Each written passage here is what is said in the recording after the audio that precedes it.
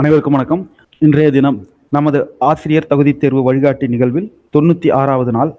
நாம் இதுவரையிலையும் 6 முதல் 8 வகுப்பு வரையிலான ஆங்கில பாடத்தை முழுமையாக பார்த்துவிட்டோம். இன்றைய தினம் கொஸ்டின் பேப்பர் நம்ம ஃபர்ஸ்ட் பார்க்க போகிறோம்.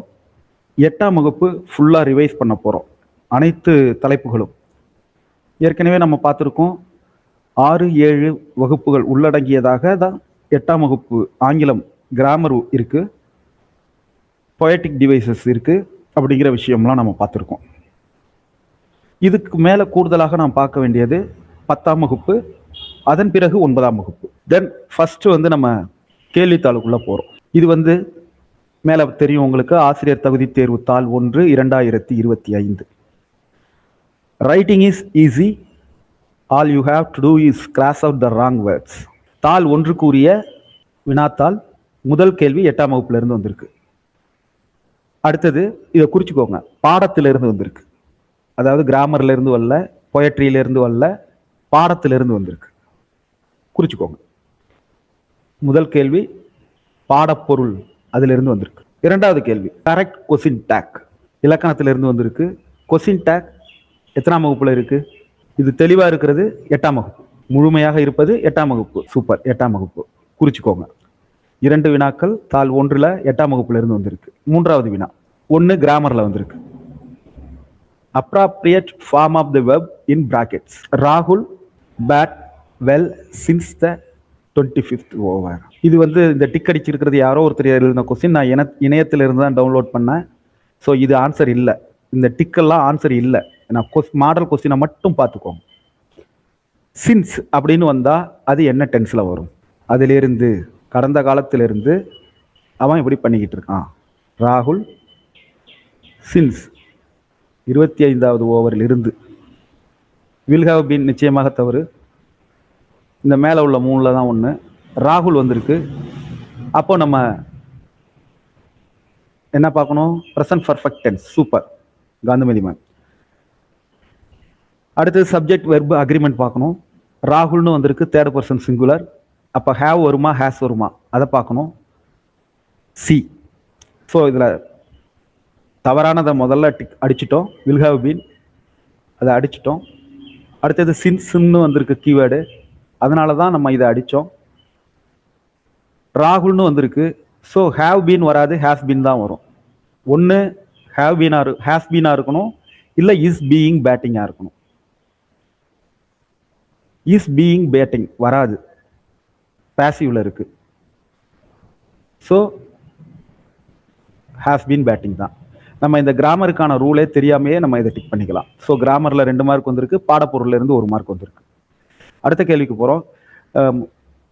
நம்ம ஆசிரியர் தகுதி தேர்வு எழுதும் போது கவனத்தில் கொள்ள வேண்டிய முக்கியமான விஷயம் என்னன்னா, 17ஆம் பக்கம். ஓகே, 6ஆம் பக்கத்தில் பார்த்தீங்கன்னா இந்த முதல் வினாக்கள்லாம் பார்த்தீங்கன்னா, இந்த பக்கம் சைக்காலஜியில் இந்த உங்களுடைய இடதுபுறம் இங்கிலீஷ் வெர்ஷன் இருக்கும், வலதுபுறம் தமிழ் வெர்ஷன் இருக்கும். நம்ம என்ன பண்ணுவோம், இந்த இடதுபுறம் உள்ளதையே பார்த்துக்கிட்டு வருவோம்.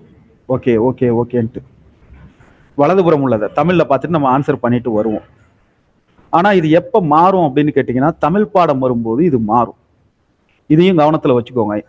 இது நிச்சயமாக கடைசி நாள் நம்ம வகுப்புல சொல்லுவோம். இப்பயும் நாங்கள் ஒரு முறை சொல்லிடுறோம். இந்த தமிழ் இங்கிலீஷ் வெர்ஷன் சைக்காலஜியில் வரும். அப்போ வரும்போது ஒரே பக்கத்தில் எதிரெதிர் பக்கம் 2 வினாக்கள் இருக்கும். இந்த தமிழில் நம்ம வலது பக்கம் உள்ளதை மட்டும் பார்த்துட்டு வந்துடுவோம். இந்த 30 வரலையும் நம்ம கரெக்டாக எழுதிடுவோம். அதுக்கடுத்தது 31 இடதுபுறம் இருக்கும், எழுதிடுவோம். 32 எழுதிடுவோம், 33 எழுதிடுவோம். எழுதிட்டு நாம நேரா மீண்டும் வலதுபுறம் வரணும். ஆனா என்ன பண்ணிடுவோம், அடுத்த பக்கத்துல எதிர்பக்கத்துல இருக்கிறத பார்த்துருவோம். சொற்களஞ்சியத்தை பெருக்குவதற்கு துணை புரிவன நாம இங்க டிஸ்கஸ் பண்ணிருக்கோம். இந்த கேள்வி வந்துடும். ஆக நம்ம வினா என்ன கவனத்தில் நாம கொள்ளணும், அதை நாம வச்சுக்கணும். ஓகே, இப்போ 3 கேள்வியில 1 கேள்வி பாடப்பொருள், 2 கேள்வி கிராமர்ல வந்திருக்கு. அடுத்தது 64 words like it's, there's, that's are words with omitted letters. இந்த ஒமிட்டட் லெட்டர்ஸ் அப்படிங்கிற ஒரு வார்த்தை வந்தாலே, அப்பாஸ்ட்ரஃபி அப்படிங்கிற ஒரு வார்த்தை வந்தாலே நமக்கு ஞாபகத்தில் வரணும் கான்ட்ராக்ஷன். அதாவது ஒரு 2 வார்த்தைகள் இருக்கு, அதில் சில வார்த்தைகளை விட்டுட்டு ஒரு அப்பாஸ்ட்ரஃபி போட்டு எழுதுகிறோம், அது கான்ட்ராக்ஷன். மற்றது எல்லாமே பொய்டிக் டிவைசஸ். இதுதான் கான்ட்ராக்ஷன்ங்கிறது தான் சரி. நம்ம பொய்டிக் டிவைஸ் முழுசாக படிச்சிருந்தாலே இதுக்கான ஆன்சர் தெரிஞ்சிடும். சிமிலே கிடையாது, பர்சானிஃபிகேஷன் கிடையாது, மனித பண்புகளை ஏற்றி சொல்வது, மெட்டாஃபோர் உருவகம் கிடையாது, அப்போ கான்ட்ராக்ஷன் தான். இந்த கேள்விக்கு நம்ம இதை படிக்கலைன்னாலும் எழுதிடலாம். சரி, ஓகே. இதுவரையிலையும் 3 இலக்கணம் சார்ந்து வந்திருக்கு, ஒரு பாடப்பொருள் குறிச்சிக்கோங்க. அடுத்தது rearrange the letters in correct order. இது பொதுவாக கொடுத்துருக்காங்க, இது பாடப்பொருள் இல்லை, இது ஒரு பொதுவான விஷயத்தில் கொடுத்துருக்காங்க. இப்போ நம்ம பார்க்க வேண்டியது, இதில் ரவின்னு வர்றது தான் ஃபர்ஸ்ட்ல இருக்க முடியும். ஏன்னா ஒரு நவுன் வந்ததுக்கு பிறகு தான் ப்ரொனவுன் வர முடியும். ஒரு 4 சென்டென்ஸ் இருக்கு அப்படின்னா முதல்ல என்ன வரணும்? நவுன் வரணும். ரவிங்கிறது வந்தால் தான் ஹீங்கிறது வர முடியும். சரி, இந்த அப்படின்னா 1 இல்லை 3 இதுதான் ஃபர்ஸ்ட்ல இருக்க முடியும். இந்த 2ஓட சென்ஸையும் பார்க்குறோம். ரவி 9 மணிக்கு ஷார்ப்பாக ஆஃபீஸ் போயிடுவார். 3வது, ரவி தினசரி காலையிலேயே சீக்கிரமாக எழுந்திருச்சிருவார். அப்போ எது ஃபர்ஸ்டாக இருக்க முடியும்? 3 தான் ஃபர்ஸ்டாக இருக்க முடியும். அதுக்கு அடுத்தது நியூஸ் பேப்பர் படிக்கிறது, அவருடைய அடுத்தது அவர் ஆஃபீஸ் போகிறது, அடுத்தது அவருடைய வேலைகளை அவர் முடிக்கிறது. இதை நம்ம கவனத்தில் வச்சுக்கிறோம். 3, 4, 1, 2 இதை எழுதினவங்களும் சரியாக தான் எழுதியிருக்காங்க. அடுத்தது, granary is a storehouse for threshold grain. A granary is a place where food is packed and canned and tinned. இது எந்த பாடத்தில் வருது? யாராவது? கிரானரி, கேனை நம்ம பார்த்தோம். கிரானரி தானியங்கள் சேமிப்பு கிடங்கு, கேனரி கேன்ஸ் அண்ட் டின்ஸ், ரெண்டுமே சரிதான். ஞாபகம் இருக்கா? 5th standard. சரி, வேற ஆப்ஷன் இல்லை, மை ரெமினிசன்ஸ்ல கிடையாது இது.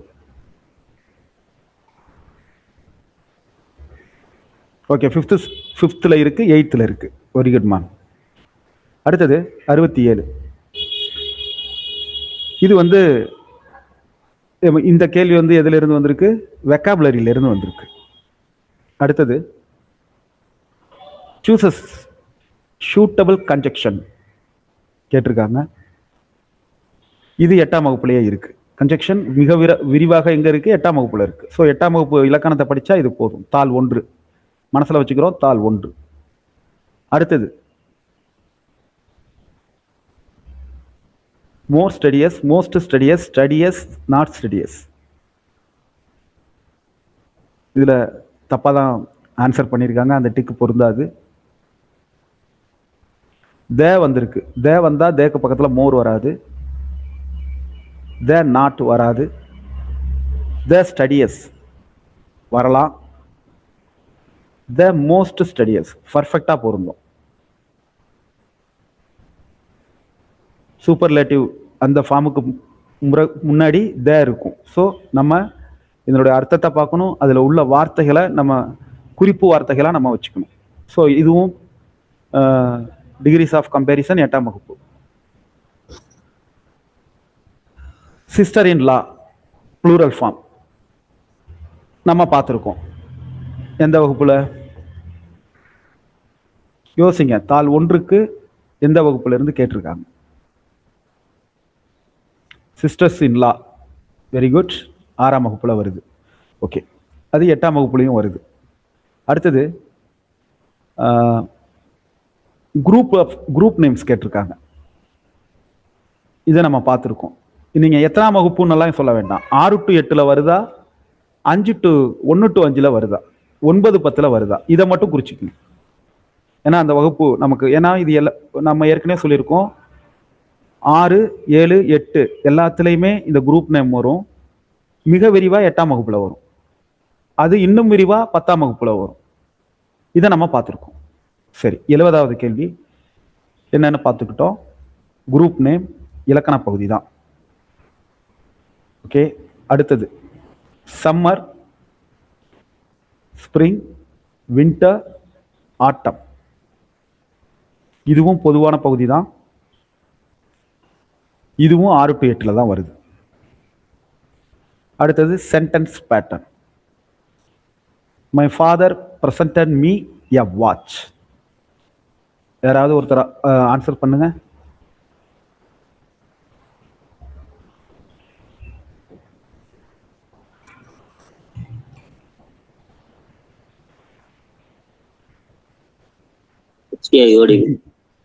D.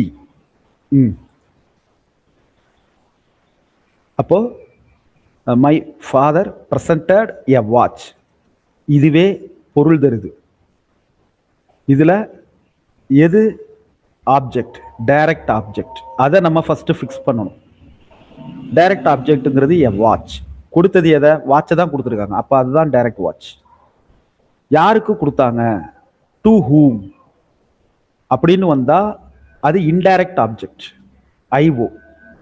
So option D, subject verb, indirect object, direct object. அடுத்தது பொசசிவ் அட்ஜெக்டிவ்ஸ். ரொம்ப விரிவாக இதை நம்ம பார்த்தோம். பொசசிவ் அட்ஜெக்டிவ்ஸ், பொசசிவ் ப்ரொனவுன்ஸ் பார்த்தோம். ஞாபகம் இருக்கா? அதுல இருந்து வந்திருக்கு. இந்த பொசசிவ் அட்ஜெக்டிவ் எது? Correct set of possessive adjective. Option A, Radha ma'am super, Narmada ma'am அருமை, அருமை அருமை அருமை. இது பொசசிவ் ப்ரொனவுன்னா என்ன வரும்? டைப் பண்ணுங்க. Possessive pronoun. ஓகே, ஆப்ஷன் ஏங்கிறது எல்லாருக்குமே தெரியுது. பொசசிவ் ப்ரொனவுன் அப்படின்னா என்ன வரும்? இல்லை இல்லை இல்லை, இதுல இல்லை அந்த ஆப்ஷன். மைன், அவர், 1512 சூப்பர், அருமை. மைன், மைன், அவர், யுவர்ஸ், ஹிஸ். ஓகே, அடுத்தது கிராமர்ல தான் வந்திருக்கு. Frame a suitable question for the given sentence. இதுவும் கிராமர் தான். எத்தனாம் வகுப்புக்கு உரியது? யோசனை பண்ணிக்கோங்க. நிச்சயமா 1 to 5 இது கிடையாது. He drank coffee twice a day. இதுக்கு ஒரு கேள்வி வரணும். இதை நம்ம எப்படி ஃப்ரேம் பண்ணுவோம்? இதுக்கு கரெக்டான ஆன்சர் பார்க்கணும்னா ஃபர்ஸ்ட் கேள்வியை பார்க்குறோம். How did he drink coffee? ஏன்னா இதுல ஒவ்வொன்றுல இருந்தும் நம்ம கேள்வியை உருவாக்கலாம். ஸோ இங்க கொடுத்துருக்கிறதுல எது பொருந்துங்கிறது தான் நம்ம பார்க்கணும். இதுல நம்ம வந்து காலையில அவன் என்ன குடிக்கிறான், காலையில அவன் காஃபியை என்ன பண்றான், அவன் காஃபி காலையில எத்தனை தடவை காஃபி குடிக்கிறான் ஒரு நாளைக்கு, அப்படின்னு நிறைய கேள்விகள் உருவாக்கலாம். அப்போ இதுல வந்து ஆப்ஷன்ஸை நம்ம பார்க்குறோம். How did he drink coffee, அதுல இது இல்லை. எப்படி அவன் குடிக்கிறான்? இல்லை. சிக்கு போறோம். How does he drink coffee, எப்படி அவன் காஃபி குடிக்கிறான். அது முத கேள்வி வந்து அவன் எப்படி காஃபி குடித்தான். இது எப்படி காஃபி குடிக்கிறான். அடுத்தது அவன் எங்க காஃபி குடிக்கிறான். இது மூணுமே பதில் இல்லை. How often did he drink coffee, எத்தனை காஃபி அவன் குடிக்கிறான். இதுதான். ஓகே, ஹவ் ஆஃபன் எவ்வளவு இடைவெளியில அப்படிங்கிறது தான். ஸோ இதுவும் இலக்கணம் தான், 6 to 8 தான். Teams will usually orchestrate passes and tribbles so that the ball travels up the field, thereby helping them to score அப்படின்னு கொடுத்துருக்காங்க. இந்த above sentence orchestra refers to. இதுக்கு இந்த ஆர்கஸ்ட்ரேட் அப்படிங்கிறது என்ன? இந்த வார்த்தை அநேகமாக 9-10 இருக்கும்னு நினைக்கிறேன். கோஆர்டினேட் ஆர்கஸ்ட்ரேட்டுங்கிறது நம்ம இதுவரையிலும் 8ஆம் வகுப்பு வரை நம்ம பார்த்ததுல இல்லை. ஸோ 9-10 தான் அது இருக்கும் அப்படின்னு நினைக்கிறேன். கோஆர்டினேட்டுங்கிறது okay. How is the female of a fox called? இதுவும் கிராமர் தான். மஸ்குலின் ஃபெமினின் ஜெண்டர், அதுல விக்சன் பி சரியான விடை. அடுத்தது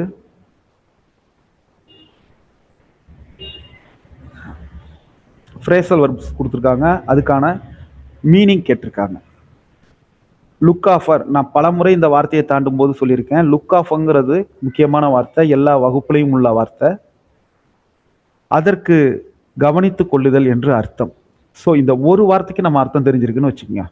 ஒரு கொஸ்டின் பேப்பரில் நமக்கு ஒன்னே ஒன்று தெரிஞ்சிருக்கு, 3 இருக்கு, 3மே நமக்கு தெரியல. ஒன்னே ஒன்று தெரியுது, லுக் ஆஃபர்.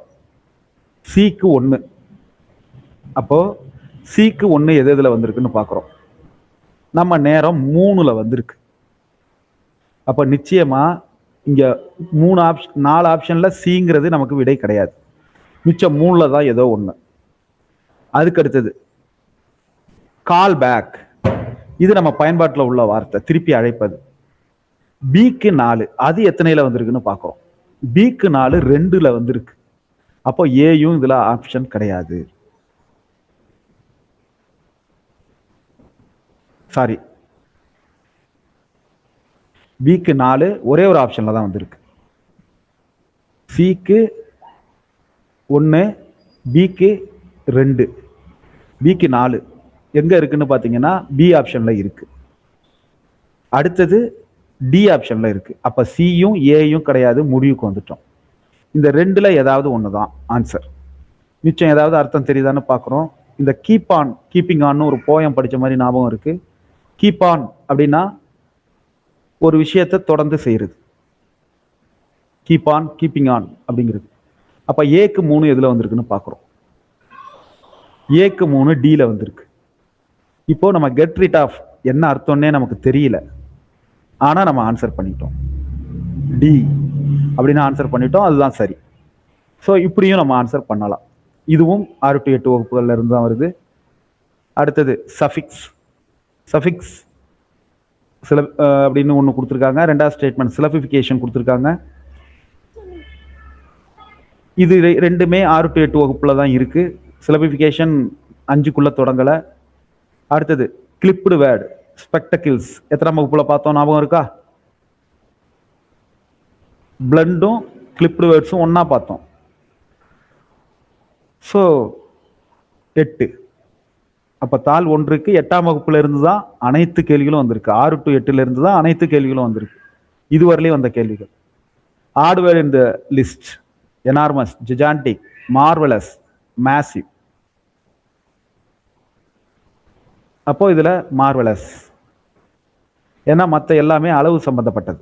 எனார்மஸ் அளவு, ஜைஜான்டிக் அளவு, மேசிவ் அளவு. அடுத்தது அப்ஸ்ட்ராக்ட் நவுன் கேட்டிருக்காங்க. அப்ஸ்ட்ராக்ட் நவுன்னா என்ன? அப்ஸ்ட்ராக்ட்னா என்ன?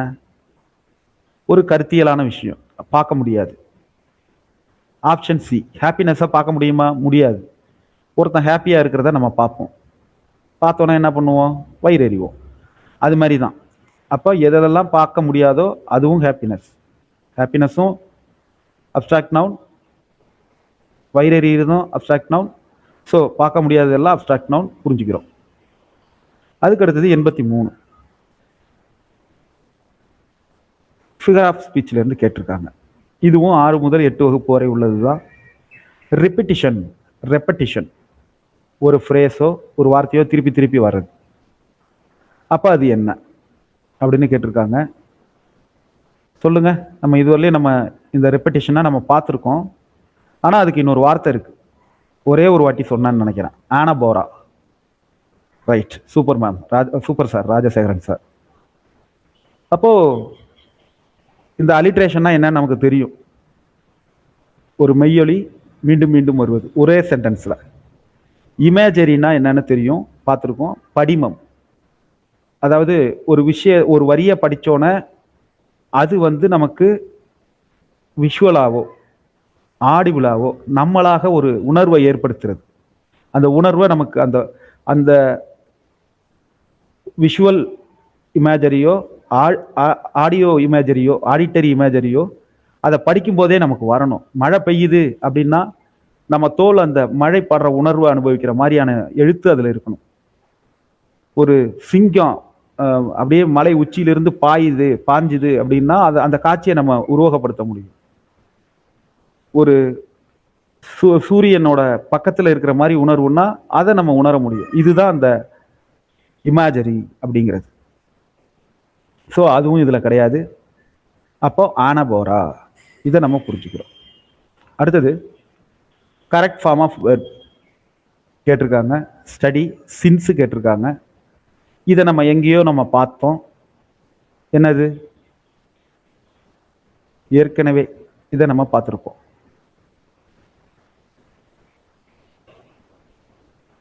has been studying,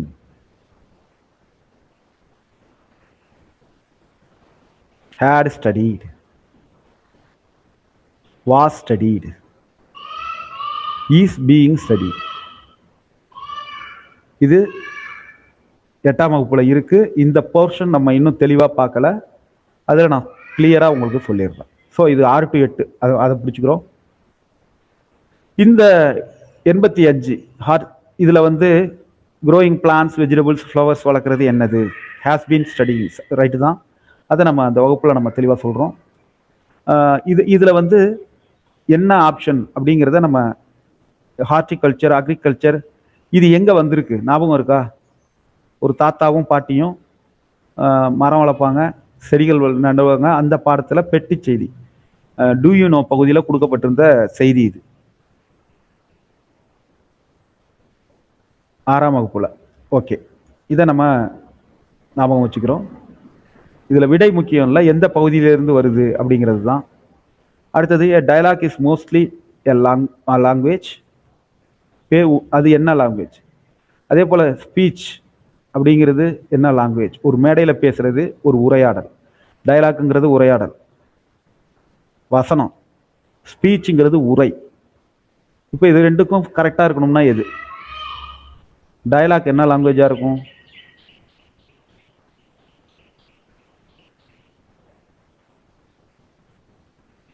வசனம் ஃபார்மலாக இருக்கும், உரை இன்ஃபார்மலாக இருக்கும். சரியா பொருந்துதா? இல்லை. ஸ்போக்கன் ரிட்டன், இது ஓரளவு பொருந்துது. உரைங்கிறது எழுத்து வடிவத்திலையும் இருக்கலாம். சைன் ஸ்போக்கன், டயலாக் சைனாக இருக்கலாம், சமிக்ஞை அப்படின்னு சொல்லுவோம், அதுவாக இருக்கலாம். ஸோ இதில் ஸ்போக்கன் ரிட்டன் பொருந்துது, ஃபார்மல் இன்ஃபார்மல் பொருந்தலை. ஸோ சைன் ஸ்போக்கன் பொருந்தலை, ஸ்போக்கன் சைலண்ட் பொருந்தலை. ஸோ ஸ்போக்கன் ரிட்டன் சரியாக இருக்கும்னு நினைக்கிறேன். இதுவும் 6 to 8 தான். அடுத்து டிகிரிஸ் ஆஃப் கம்பேரிசன்.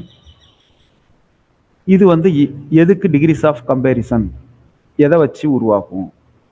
நம்ம இந்த பாடத்தோட தலைப்பே எதுல இருந்து தொடங்குவோம்னா அட்ஜெக்டிவ்ல இருந்து தான் தொடங்குவோம். இந்த இலக்கண பகுதிக்கு தொடக்கம் எதுல இருந்து வரும்னா அட்ஜெக்டிவ்.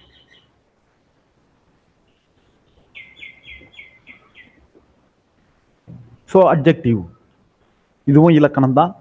6 முதல் 8 வகுப்பு வரை இது உள்ள பகுதி தான். அடுத்து ஸ்பெல்லிங் கேட்டிருக்காங்க. இது எந்த வகுப்புன்னு எனக்கு ஆக்சுவலாக இந்த வார்த்தையை நம்ம செக் பண்ணணும். 6 to 8 உள்ள மாதிரி எனக்கு ஞாபகம் இல்லை, 9 அல்லது 10 இருக்கும். அடுத்தது ரைமிங் ஸ்கீம் கேட்டிருக்காங்க. நான் பல முறை சொல்லியிருக்கேன், ரைமிங் ஸ்கீம் நம்ம புக்கில் போயம் இருக்கிற மாதிரி அதே முறையில் இருக்காது. மடக்கி மடக்கி கொடுத்துருப்பாங்க. நீங்கள் அந்த வரியில் கடைசி வார்த்தை நர்ச்சர்னு நினச்சிங்கன்னா தவறு.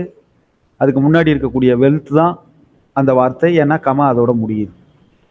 2வது வரியின் இறுதி வார்த்தை ஹெல்த், நடுவில் கமா. 3வது வரியினுடைய கடைசி வார்த்தை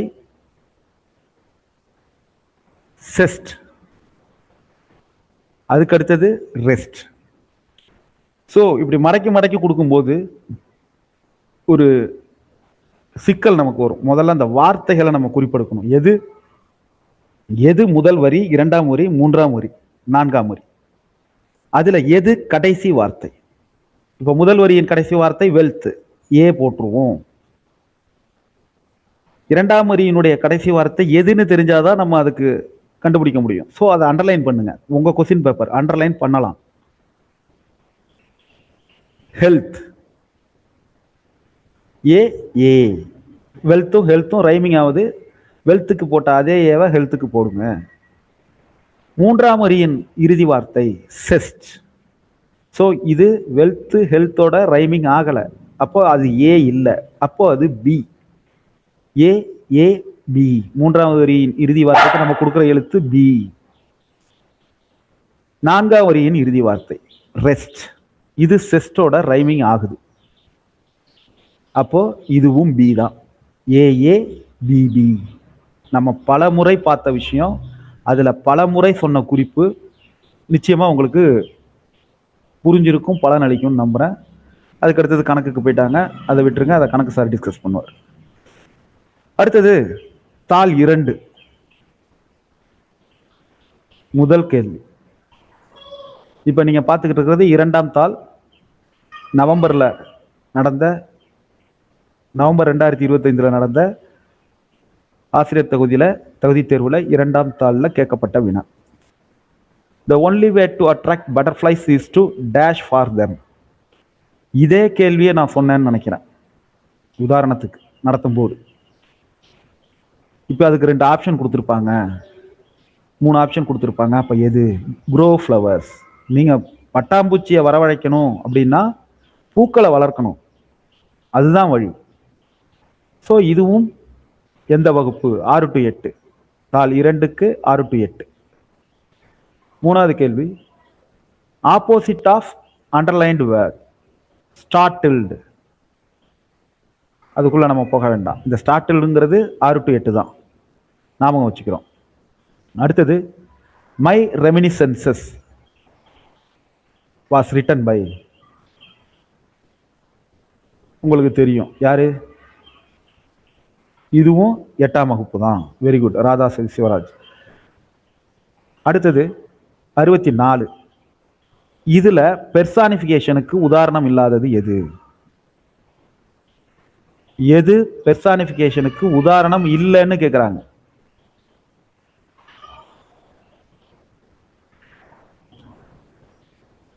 எது பெர்சானிஃபிகேஷனா? என்ன? மனித பண்புகளை ஏற்றி சொல்வது. Sun smiled personification. Justice is blind. நீதி, ஓகே, அது நம்ம இப்போ டிஸ்கஸ் பண்ண வேண்டாம். இதுவும் பெர்சானிஃபிகேஷன் தான். நீதிக்கு வந்து அதாவது பிளைண்ட்னஸை கொடுத்துருக்காங்க, இதுவும் பெர்சானிஃபிகேஷன் தான். பூக்கள் தங்களுடைய தலையை தொங்க போட்டுக்கொண்டன, அப்போ இதுவும் பெர்சானிஃபிகேஷன் தான். Chocolate smiled like delicious cake, இதுதான் பெர்சானிஃபிகேஷன் கிடையாது. இதில் மனித பண்பு எதுவுமே ஏற்றி சொல்லலை. ஸோ டி தான். ஓகே, இதுவும் 6 to 8 பகுதி. அடுத்தது, அசர்ஷன் ரீசன், கூற்று காரணம். Isaac had constructed a model of the windmill. ஒரு விண்மில் மாடல் அவர் கற்றார். He possessed a wonderful faculty of acquiring knowledge by the simplest means. இது எத்தனாவது வகுப்பு? ஐசக் பாடம் எத்தனாவது வகுப்பு? ஓகே, கூற்று காரணத்துக்குள்ள போக வேண்டாம், நாம பார்த்துட்டோம். So 6 to 8. அடுத்தது, first 8 lines and the last 6 lines of a sonnet is called dash and dash.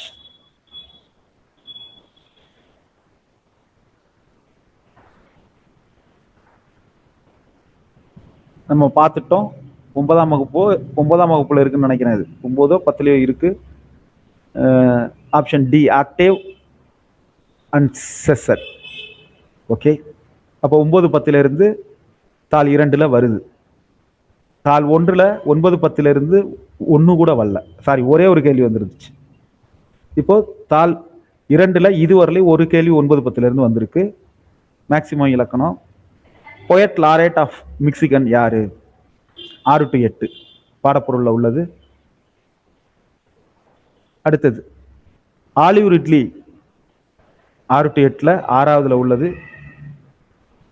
What is the name of the ship in man over board? S Rajula. 7ஆம் வகுப்புன்னு நினைக்கிறேன். 6-8 தான் இருக்கு. ஒரு ஓகே, இது ஒரு கிராமர் தான், கிராமட்டிக்கல் ஐட்டம் தான். 6-8 தான். அடுத்தது ராட்ஜி மீனிங் கேட்டிருக்காங்க. இது 9-10 வந்திருக்கு. அடுத்தது அப்போ இதுவரையிலும் 2 கேள்வியோ 9-10 வந்திருக்கு. மாலா லிவ்ஸ் அப்ஸ்டைஸ். அப்ஸ்டைஸ்ங்கிறது எதுக்கு கீழே வருது?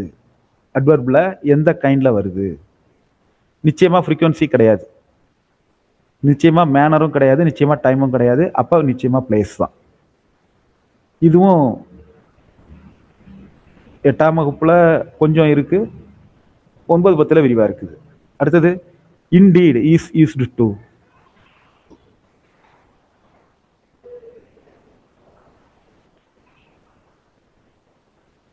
இது ஒரு மீனிங் தான்.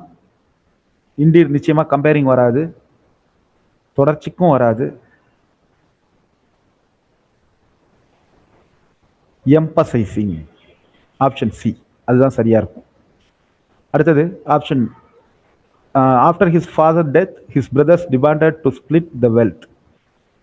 இது நம்ம ரீசெண்டா பார்த்தோம். எத்தனாம் வகுப்பு?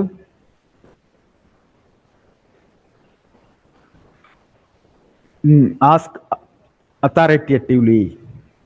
8ஆம் வகுப்பு ஆஸ்க் அத்தாரிட்டேட்டிவ்லி. டிமாண்டட் அப்படின்னா ஒரு உரிமையோட கேட்பது, அதிகாரத்தோட, அதாவது லீகலா அதற்கு அத்தாரிட்டி இருக்கு அப்படிங்கிற மாதிரி சட்டப்பூர்வமா கேட்கறது தான் நம்ம டிமாண்ட் அப்படின்னு சொல்றோம். அடுத்தது ஆன்லைன் பிரெடேட்டர். பார்த்தோன்னே முடிஞ்சு போச்சு. எத்தனாம் வகுப்பு? 8ஆம் வகுப்பு. Lewis Carroll. இதுக்கு நம்ம என்ன ஞாபகம் வச்சோம்? கேரல் என்ன போயம்? யாராவது சொல்லுங்க பார்ப்போம். கேரளை வச்சே நம்ம தொடர்புபடுத்தி சொன்னோம்.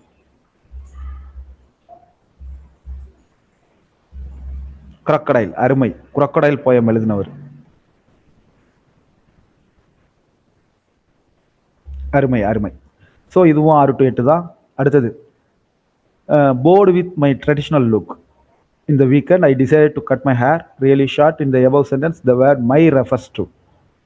இவ்வளோ பெரிய கேள்வியில் பாராகிராஃப் கொடுத்தோன்னா ஒரு அச்சம் வரும். ஆனால் இது சிம்பிள், நம்ம நிறைய வாட்டி நடத்தியிருக்கோம். மைங்கிறது என்ன? Possessive adjective. மைன்னு வந்தா பொசசிவ் நவுன் அல்லது பொசசிவ் ப்ரொனவுன். பொசசிவ் வெர்புன்னு ஒன்று கிடையாது. ப்ராப்பர் நவுன் இதுல பொருந்தாது. Possessive adjective. இப்போ பேனா இருக்கு, பென்னு இருக்கு. மை பென் அப்படின்னு சொல்லும்போது மைங்கிறது அட்ஜெக்டிவ். மைங்கிறது என்ன? ஒரு உரிமையை கோருது. அப்போ அது பொசசிவ் அட்ஜெக்டிவ். மலர் மேம் விளக்கம் தெளிவா இருந்துச்சா? ஏன்னா அவங்க கமெண்ட் பண்ணியிருந்தாங்க, அர்த்தத்தை விளக்கத்தை சொல்லுங்க சார். ஓகே, 78. இதை படிங்க, இதுக்கு நீங்க சொல்லுங்க, நீங்களே சொல்லுங்க. தேங்க்யூ. இதுக்கான விளக்கத்தை நீங்களே சொல்லுங்க. டக்குன்னு சொல்லணும், இதுக்கு நேரம் எடுத்துக்க கூடாது. இருக்கிறதுலயே நீங்க தமிழ்லையும் இங்கிலீஷ்லையும் தான் நேரத்தை சேகரிக்க முடியும்.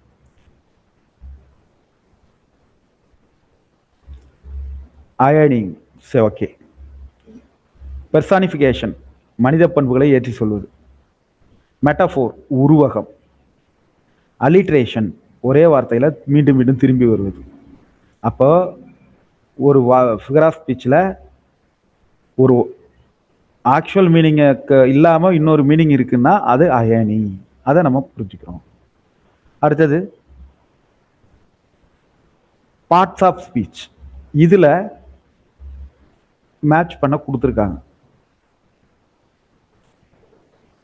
இதுல ரொம்ப இது வந்து என்ன வார்த்தை இதெல்லாம் நீங்க இதுல எது வெர்பு, எது அட்ஜெக்டிவ், எது நவுன், இதெல்லாம் நமக்கு எல்லா விஷயமும் நமக்கு தெரிஞ்சிருக்கணும்.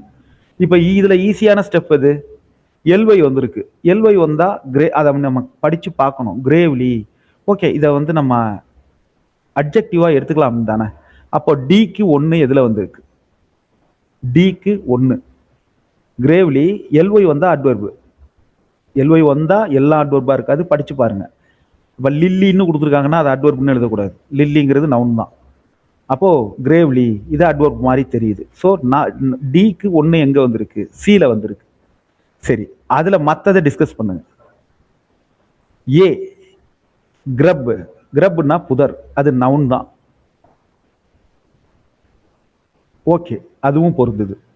B flutter, verb, right. ஃப்ளட்டர்னா வர்பு தான், ரைட். ஓகே. குரூயல் அட்ஜெக்டிவ், பொருந்தது. அப்போ சி. இப்போ நமக்கு இதுல வந்து கிரேவ்லி எதுவுமே தெரியல, ஒரு ஹிண்ட் மட்டும் நமக்கு தெரியும். எல்ஒய் வந்தா அட்வர்ப், அதை வச்சு இதை சால்வ் பண்ணிடலாம். பட் இதுக்கு நமக்கு லக்கு நிறைய வேணும்.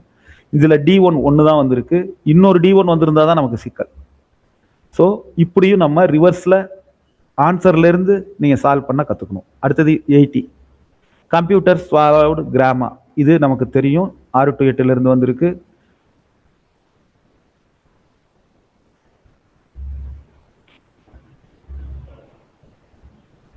இதுல என்னது?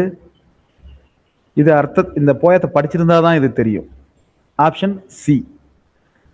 கம்ப்யூட்டர் ஸ்வாலோட கிராமால அந்த போயட் என்ன சொல்றாரு? அந்த கம்ப்யூட்டர் வந்து அவங்க பாட்டியை முழுங்கிருச்சு. அவர் தன்னுடைய கம்ப்யூட்டர்ல தேடி பார்க்குறாரு, எங்கேயுமே இல்லை. நீங்க எங்கேயாவது பார்த்தா அதை அவங்க பாட்டியை காப்பி பண்ணி ஸ்கேன் பண்ணி பேஸ்ட் பண்ணி ஒரு இமெயிலில் வச்சு எனக்கு திருப்பி அனுப்புங்க அப்படின்னு சொல்றாரு. So her grandmother. இதுவும் 6 to 8. Identify the word that not belong in list of words given below. Cold, passionate, ardent, emotional. Emotional, ardent, passionate. இதில் எனக்கு ஒரு சின்ன டவுட் இருக்கு, நான் ரெஃபர் பண்ணிட்டு நிச்சயமா சொல்றேன். அடுத்து வூல் ஸ்டாப் இன் இங்கிலாந்து. சாரி, இதுக்கு நமக்கு தெரியும், நம்ம பார்த்துருக்கோம். யாரு இங்கிலாந்துல கிறிஸ்துமஸ் அன்னைக்கு பிறந்தது?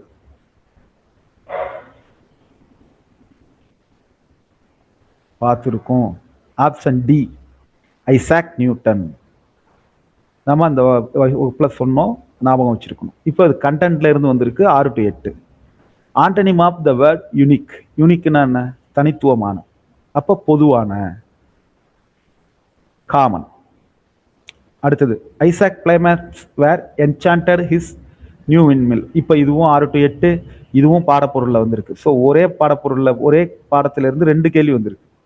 இன்னும் சொல்ல போனால் 3 கேள்வி இதுவரையிலையும் வந்துட்டு ஐசாக் பாடத்துல இருந்து மட்டும். I will die but not run away. These are the words of. இது யார் எழுத சொன்னது? 85க்கு யார் சொன்னது? இல்ல,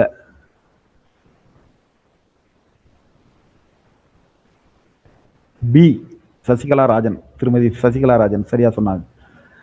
நீர்ஜா சொன்னாங்க, இதை இவங்களை நான் இறந்து போனாலும் பரவாயில்ல, நான் ஓட மாட்டேன் அப்படின்னு சொல்லி அந்த விமான கடத்தல் பாடம் பார்த்தோம் இல்லையா, ஹைஜாக், அதுல நம்ம இதை பார்த்தோம். எட்கர் ஆல்பர்ட் கெஸ்ட், நம்ம கெஸ்ட் பிளேயரு. அவர் சொன்னதுல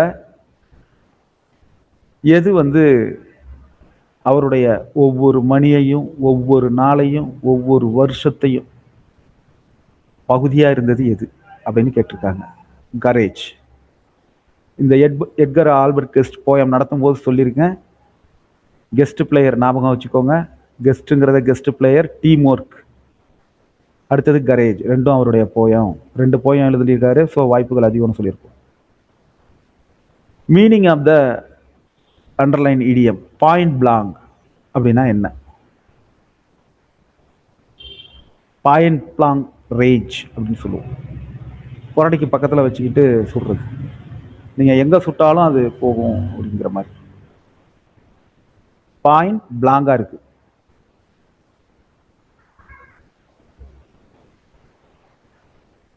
பிளன்லி. ஓகே, அடுத்தது. When the speaker says, yes, grandpa, we should wait until the road is clear of traffic. We should first look right, left, and then again right before we cross the road. He is being. இதுலேயும் ஒரு குழப்பம் இருக்கு. இதில் எது சரியானது? ஆக்சுவலாக கீழே இந்த ரெண்டு ஆப்ஷனுமே பொருந்தும். ஒபீடியன்ட் பொருந்தும், சஸ்பிசியஸ் பொருந்தாது, சந்தேகத்திற்குரியவன் பொருந்தாது, ஹோப்ஃபுல் நம்பிக்கை உள்ளவன். இதில் எது சரியா பொருந்தும்னா ஒபீடியன்ட். விதிகளுக்கு அவன் உட்படுறான். விதிகளுக்கு அவன் உட்படுறான். இந்த பாடம் என்ன ஞாபகம் இருக்கா? 6 to 8 வகுப்புல நாம சாலையில எப்படி நடக்கிறது, பாதுகாப்பா இருக்கிறது, ரோட் சேஃப்டி, இதெல்லாம் நம்ம பார்த்தோம். 6 to 8 பகுதிகளில் அதுல இருந்து வந்திருக்கு. 89 award winning wild life and conservation film maker யாரு? Being safe. Very good. Shekar Dattari. அருமை. அடுத்தது Sikran Srivastav Indian author of என்ன ஒரிஜின்? நம்ம பார்த்தோமே, ஜெர்மன் ஒரிஜின். ஓகே, அப்போ நம்ம பார்த்தோம்னு நிறைய சொல்லியிருக்கோம். ஸோ 6 to 8 பகுதிகளில் இருந்து தான் அநேகமான கேள்விகள் தாள் 2ல் கேட்கப்பட்டு இருக்கு. தாள் 1லையும் இப்படிதான் கேட்கப்பட்டிருக்கு. நம்ம அதனால 6 to 8 நம்ம முழுமையாக பார்க்க போறோம். இன்னைக்கு ஃபுல்லா 6 to 8 தான் முழு நேர வகுப்பு. 1 மணி நேரம் நம்ம கொஸ்டின் பேப்பர் அனலைஸ் பண்ணது எதுக்குன்னா, இப்பயாவது இந்த சந்தேகம் இல்லாம, சார் எங்க ஸ்கூல் பெரிய டீச்சர் சொன்னாங்க, சார் பக்கத்து ஸ்கூல் சின்ன டீச்சர் சொன்னாங்க, சார் அதனால எங்க சிஆர்சியில் இத்தனை பேர் பேசிக்கிட்டு இருந்தாங்க, எதுவுமே கிடையாது. ட்ரைனிங் சென்டர்ல பேசினாங்க, எதுவும் கிடையாது. சிலபஸ் இதுதான். இத்தனை வருஷம் இப்படிதான் நடந்திருக்கு. இந்த வருஷம் மாற்றுறதுக்கான வாய்ப்புகள் குறைவு, பட் கேட்கறதுக்கான வாய்ப்புகள் அதிகம். 4-5 அதிக எண்ணிக்கையில வினாக்கள் வருவதற்கு வாய்ப்புகள் உண்டு. ஆனா 6 to 8 கேட்க மாட்டாங்கன்னு எந்த உறுதியும் கிடையாது. அப்படி கேட்கலனாலே அது ஒரு வழக்காகும். நம்ம கூட தான் நிறைய பேர் இருக்காங்களே, அவங்க கூட ஏற்கனவே டெட்டு முடிச்சவங்க, அவங்க இதே மாதிரி எங்களுக்கெல்லாம் பெரிய கேள்வியா கேட்டாங்க, 12வது கேட்டாங்க, இவங்களுக்கு மட்டும் 1வது கேட்டாங்க அப்படின்னு சொல்லி ஒரு வழக்கை போட்டுருவாங்க. அதனால நீங்களும் 1 to 5 எங்களுக்கு கேளுங்கன்னு சொல்லாதீங்க, 6 to 8 கேட்காதீங்கன்னு சொல்லாதீங்க. தாள் 1 எழுதுபவர்கள், தாள் 2 எழுதுபவர்கள் 9, 10 கேட்காதீங்கன்னு சொல்லாதீங்க. ஏன்னா அப்படி சொன்னீங்கனாலே அது ஒரு வழக்காயிடும். இந்த பாடத்தினுடைய நீட்சி எங்க இருக்கோ, ஒரு ஆசிரியர் அப்படின்னா 5வது வரலையும் இருக்கிற ஆசிரியருக்கு அங்க இருக்கக்கூடிய மீத்திறன் மாணவன் ஒரு கேள்வியை கேட்கிறான் 5வது பாடத்திலிருந்து, அது 7வதுல இருக்கு, அதை இவர் ரெஃபர் பண்ணி சொல்லக்கூடாது. ஆன் தி ஸ்பாட்டை சொல்ற அளவுக்கான அந்த திறன் வேணுங்கிறதுனால தான் 1 to 5 வகுப்புகளுக்கு 6 to 8 அந்த நீட்சி பாடம் எங்க இருக்கோ அதுல இருந்து வரலையும் கேட்கிறாங்க. இதை நம்ம கவனத்துல வச்சுக்கணும். 6 to 8க்கு 9, 10 கேட்கறாங்கன்னா அதனுடைய காரணம் இதுவாகத்தானே இருக்க முடியும். ஒண்ணு, அந்த லேர்னிங் அவுட்கம் 9, 10 இருக்கு. இந்த பாடப்பொருளை விட ஆசிரியருக்கு கூடுதலா தெரிஞ்சிருக்கணும்.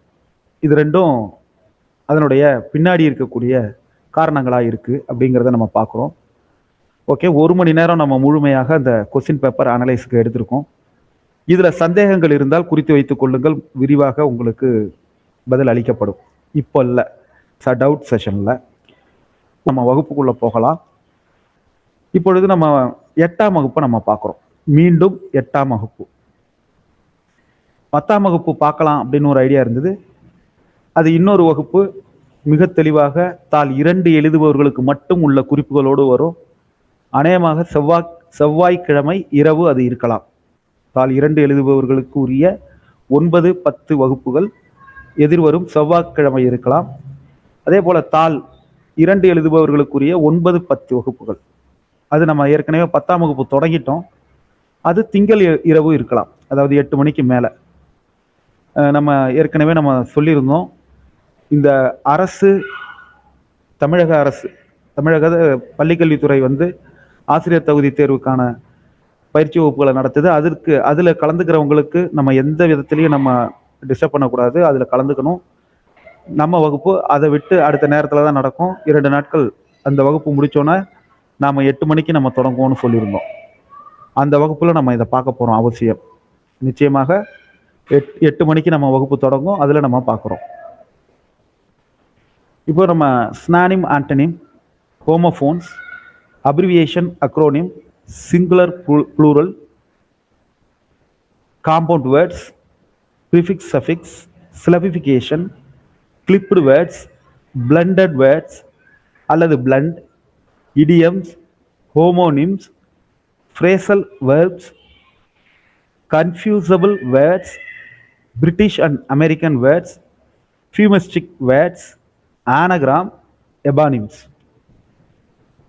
பஞ்சுவேஷன், அனாலஜி, டீகோடிங்கை விட்டுருங்க, noun, pronoun, verb, degrees of comparison, preposition. நாம் அத்தனையும் மிக விரிவாக பார்த்துட்டோம். திருமதி ரஜினி பாலு அவர்களே, நீங்கள் சொல்கிறதுபடி அத்தனையும் நம்ம விரிவாக பார்த்துட்டோம். இது எதிலிருந்து வந்தாலும் நாம் முழுமையாக விடையளிக்க முடியும். இப்போ இதுதான். இதை தாண்டி ஏதாவது ஒன்று இந்த டெட்டில் கேட்டிருக்காங்களா? தாள் 1, தாள் 2 கேட்டிருக்காங்களா? அதை யோசிங்க. பாடப்பொருளில் நோ. கோகிலா மேம் தஞ்சாவூர் பேரை சுருக்கி வச்சுட்டு வந்தால் கண்டுபிடிக்க முடியாதுன்னு நினச்சிருக்கீங்க. ஓகே, நாம் முழுமையாக கிராமர் முடிச்சிட்டோம். இதை தாண்டி எதுவுமே கேட்கல. 8ஆம் தாள் 1, தாள் 2. ஏன்னா இருக்கிற கிராமரே இவ்வளவு தான். இது இல்லாமல் என்ன இருக்குன்னா ரன்னன் மார்டின் புக்கில் தான் இருக்கும். இது 10ஆம் வகுப்பு வரை இதில் உள்ளது. இது அத்தனையும் நம்ம பார்த்துட்டோம். இதில் நாம் சில கூடுதல் உதாரணங்களுக்காக மட்டும்தான் நம்ம 10ஆம் வகுப்பு பார்க்க போகிறோம். அடுத்தது பொயட்டிக் டிவைஸ். நம்ம ஏற்கனவே சொல்லியிருந்தோம், இதில் மதிப்பெண் அதிகம்னு வந்திருந்துச்சா? எஸ். இப்போ நம்ம கிராமரும் பொயட்டிக் டிவைஸும் பார்த்தாலே 25 மதிப்பெண் நெருக்கி நம்ம கொஸ்டின் தெளிவாக ஆன்சர் பண்ணிட முடியும். ஒரு 22, 23 நாம் ஏற்கனவே திட்டமிட்டது போல எடுத்துட முடியும். தமிழ், ஆங்கிலம் ரெண்டுலையுமே 22, 23 மதிப்பெண் நமக்கு தேவை. காரணம், சைக்காலஜி ரொம்ப டஃப்பாக இருக்கு, சமூக அறிவியல் கொஞ்சம் டஃப்பாக இருக்கு. ஸோ இதில் நம்ம ஈடு பண்ணணும்னா தமிழ், ஆங்கிலத்தில் கவனம் செலுத்தணும். ஏற்கனவே நம்ம முழுமையாக முடிச்சிட்டோம். சில பேர் இந்த சீராய்வு தீர்ப்புக்கு பிறகு பல பேர் இணைஞ்சிருக்கீங்க. நாங்கள் உங்களுக்கு இப்போ கொஞ்சம் வேகமான ஸ்பீடில் இன்னைக்கு நாங்கள் இதை அத்தனையும் பார்க்க போகிறோம். எவ்வளவு முடியுமோ அவ்வளவு. ஒருவேளை உங்களுக்கு கூடுதலாக இருந்ததுன்னா நாங்கள் அந்த வகுப்பில் தினசரி போட்டுக்கிட்டு இருக்கோம் ரிவிஷன் கிளாஸ்ன்னு. அதில் உள்ளே போனீங்கன்னா எல்லா வகுப்புகளுமே இருக்குது. கிராமர் எல்லாமே தெளிவாக நம்ம நடத்தப்பட்டது இருக்குது. உங்களுக்கு புக்கை பார்த்தீங்கன்னா புரியும். இல்லை அதில் டவுட்ஸ் இருக்குன்னா எங்கள் வகுப்பை பாருங்கள். நீங்கள் புக்கை பார்த்தாலே புரியும். அதில் நமக்கு டவுட்ஸ் இருந்தால் அந்த வகுப்பு, கன்சர்ன் வகுப்பை எடுத்து பாருங்கள். நாம் 6, 7, 8ன்னு தான் நம்ம இங்கிலீஷை பொறுத்தவரையிலையும் வந்தோம். ஸோ நம்ம வகுப்பில் தேடுவதில் உங்களுக்கு எந்த சிரமமும் இருக்காது. இந்த டென்ஸில் பார்த்தோம், என்னென்ன டென்ஸு அதிகமாக கேள்வி கேட்டிருந்தாங்க. 2 வினாத்தாள் நம்ம இப்போ பார்த்தோம்.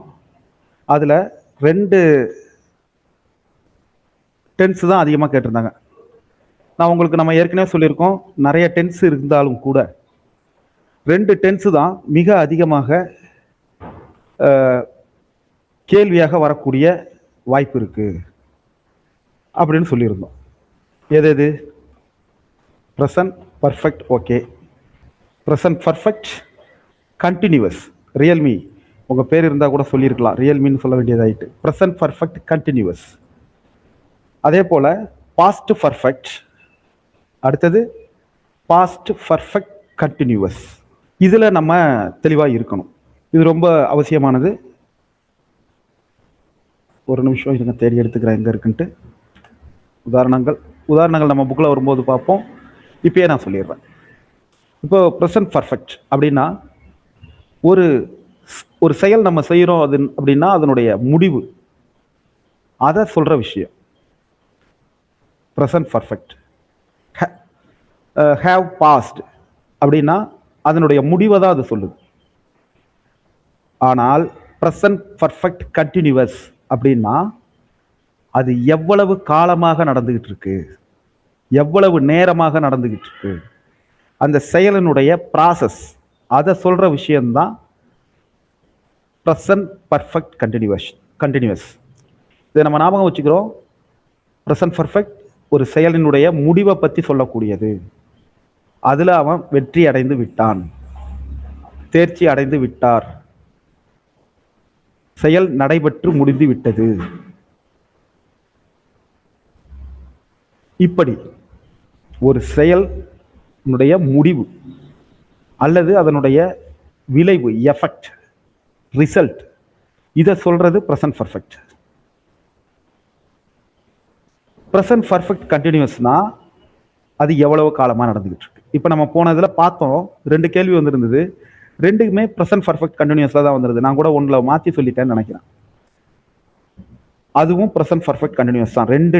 ரெண்டுக்குமே விடை ப்ரெசன்ட் பர்ஃபெக்ட் கண்டினியூஸ் தான். அநேகமாக அந்த கேள்வி ராஜுன்னு ஆரம்பிக்கும்னு நினைக்கிறேன். அந்த சப்ஜெக்ட் வெர்ப் அக்ரிமெண்ட்லாம் சொன்னேன். அதில் சின்ஸுங்கிற வார்த்தை வந்திருந்தது. அதனுடைய கீவேர்டாக தான் அதை நம்ம பார்த்துக்கிறோம். இப்போ ஐ ஹாவ் ரிட்டன் 5 போயம் அப்படின்னா நான் ஒரு 5 போயம் எழுதியிருக்கிறேன், எழுதி முடிச்சிட்டேன் அப்படிங்கிறது. அதே போல ஐ have been writing poems since morning அப்படின்னு வந்திருந்ததுன்னா நான் காலையிலிருந்து போயம்ஸ் எழுதிக்கிட்டு இருக்கேன், கவிதைகள் எழுதிக்கிட்டு இருக்கேன், காலையிலிருந்து எழுதிக்கிட்டு இருக்கேன். இப்போ இதில் அண்டர்லைன் பண்ண வேண்டியது காலையிலிருந்து. அப்போ இது அந்த நேரத்தை சொல்ற விஷயம். காலை தொடங்கி இப்போது வரை நான் இதை பண்ணிக்கிட்டு இருக்கேன் அப்படின்னா அது present perfect continuous. Subject plus verb, have form verb, அடுத்தது ஒரு பீன் வரும், அடுத்தது வெர்போட 4th form present participle. Present பார்ட்டிசிபிள்னா வெர்பு ப்ளஸ் ஐஎன்ஜி. இந்த ஃபார்மேட் இருக்கும். I have been writing. Have இப்போ ஷீன்னு வந்தால் ஷீ ஹேஸ் பீன் ரைட்டிங் அப்படிங்கிற மாதிரி வரும். ஸ்க்ரீன் இன்னும் நான் ஷேர் பண்ணல. அந்த எக்ஸாக்ட் அந்த சப்ஜெக்ட் எங்கே இருக்குன்னு தெரியல. நான் 8ஆம் வகுப்பு புக்கை தேடிக்கிட்டு இருக்கேன். ஓகே, இதை நம்ம புரிஞ்சுக்கிறோம். Present perfect, past perfect, present perfect, present perfect continuous. அதே போல past perfect, past perfect continuous, இதுவும் முக்கியம். ஏன்னா ப்ரெசன்ட் பர்ஃபெக்ட் கண்டினியூஸ் எந்த அளவுக்கு வினாக்களில் வருவதற்கான வாய்ப்புகள் உள்ளதோ அதே அளவுக்கு இந்த 2 டென்ஸுக்கும் வாய்ப்புகள் இருக்கு. இதையும் நம்ம புரிஞ்சுக்கிறோம். குறிப்பெடுத்துக்குங்க. நாங்கள் மற்றவங்க வர்றதுக்குள்ள இந்த விஷயத்த சொல்லிடுவோன்றதை சொல்லிடுறோம்.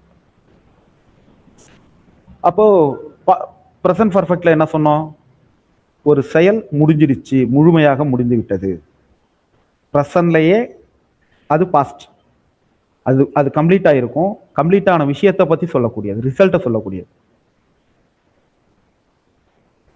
ஒரு இந்த பாஸ்ட் பர்ஃபெக்ட்டுக்கு இன்னொரு அடையாளம் என்னன்னா, இது 2 செயல் நடக்கும்போது தான் இந்த பாஸ்ட் பர்ஃபெக்ட் வரும். உதாரணத்துக்கு நான் பேருந்து நிலையத்திற்கு போன போது பேருந்து புறப்பட்டிருந்தது. அதுக்கு முன்னமே அது கிளம்பிட்டு. ஹேட் லெஃப்ட், இதுதான் பாஸ்ட் பர்ஃபெக்ட். சென்று விட்டு இருந்தது, அதுவும் முடிஞ்சது தான். ஆனா நம்ம போறதுக்கு முன்னாடியே அது முடிஞ்சிருச்சு. Had left, had plus past participle, இதுதான் past perfect. Past perfect continuous. இது என்னன்னா கடந்த காலத்துல இதுலயும் 2 சென்டென்ஸ் இருக்கும். அந்த 2 சென்டென்ஸை ஒப்பிட்டு தான் சொல்ல முடியும். நான் பேருந்து நிலையத்திற்கு சென்ற போது பேருந்து கிளம்பி இருந்தது. இப்ப பாஸ்ட் பர்ஃபெக்ட் கண்டினியூஸ்ல என்ன வரும்? ஒரு கடந்த காலத்துல ஒரு செயல் நடந்துகிட்டு இருக்கு. அந்த செயல் நடந்துகிட்டு இருக்கும்போது இன்னொரு செயல் எவ்வளவு காலமாக நடந்து கொண்டிருந்தது. இதுதான் பாஸ்ட் பர்ஃபெக்ட் கண்டினியூஸ். காற்று வீச தொடங்கிய போது நாங்கள் 5 மணி நேரமாக கிரிக்கெட் விளையாடி கொண்டிருந்தோம். அப்போ இறந்த காலத்துல பாஸ்ட்ல ஒரு செயல் நடந்த போது இன்னொரு செயல் எவ்வளவு நேரம் நடந்துகிட்டு இருந்தது அப்படின்னு சொல்றது பாஸ்ட் பர்ஃபெக்ட் கண்டினியூஸ்.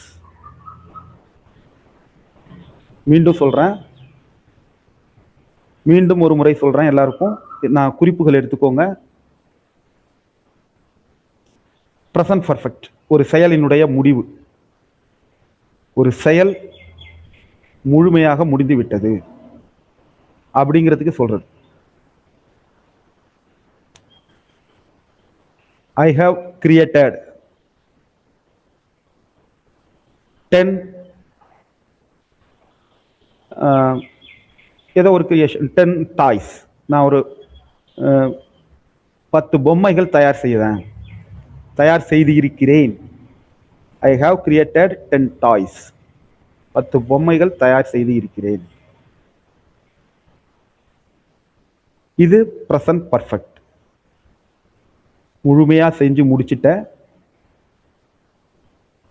இதை சொல்றது செஞ்சு முடிச்சிட்டனாலும் அது இப்போ என் கையில இருக்கு, அதனுடைய பலனை நான் அனுபவித்துக் கொண்டிருக்கின்றேன், நான் அதை செஞ்சு முடிச்சிட்டேன் அப்படிங்கிற விஷயம்தான் இது. I have created 10 toys. I have written 5 poems. இது எல்லாம் அது. Subject plus have form verb plus past participle. எழுதிக்கோங்க. Subject plus have form verb. Have வரலாம் அல்லது ஹேஸ் வரலாம். ஹேவ் எதுக்கு வரணும், ஹேஸ் எதுக்கு வரணும் உங்களுக்கு தெரியும். ஹேஸ் வந்து தேர்ட் பர்சன் சிங்குலருக்கு வரணும், பாக்கி எல்லாத்துக்கும் ஹேவ் வரணும். Has, he, she, it, name, ஒரு நேம் வந்திருக்குன்னா. அடுத்தது past participle. Created, written, gone, இப்படி. அடுத்தது பிரசன்ட் பர்ஃபெக்ட் கண்டினியூஸ். ஏற்கனவே தொடங்கிய ஒரு செயலை இப்போது வரலையும் நடந்துகிட்டு இருக்கு. எவ்வளவு நேரமா நடந்துகிட்டு இருக்கு? I have been writing poems since morning. நான் காலையிலிருந்தே கடிதங்கள், கவிதைகள் எழுதி கொண்டிருக்கின்றேன். I have been writing poems since morning. அப்போ சப்ஜெக்ட் ஹேவ் அல்லது ஹேஸ்.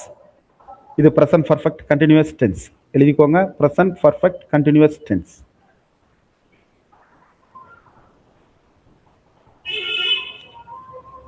எழுதிட்டீங்க. ஓகே, ஒரு நிமிஷம் இருங்க. நான் ஒரு பிடிஎஃப் ரெடி பண்ண முடிஞ்சதுன்னா நான் இப்போ உங்களுக்கு ரெடி பண்ணி அதை தந்துடுறேன். அதே போல் பாஸ்ட் டென்ஸுக்கு நம்ம பார்த்துருக்கோம். பாஸ்ட் பர்ஃபெக்ட் குறிப்புகள் எடுத்துக்கோங்க.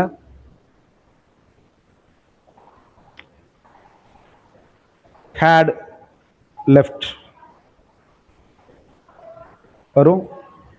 ஒரு குறிப்பிட்ட காலத்தில் 2 செயல் நடந்திருக்கும்.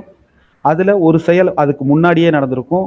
இறந்த காலத்தில் 2 செயல் நடக்கும்போது அதுக்கு முன்னாடியே நடந்த செயலை பற்றி சொல்றது பாஸ்ட் பர்ஃபெக்ட். கடந்த காலத்தில் 2 செயல் நடந்திருக்கும்.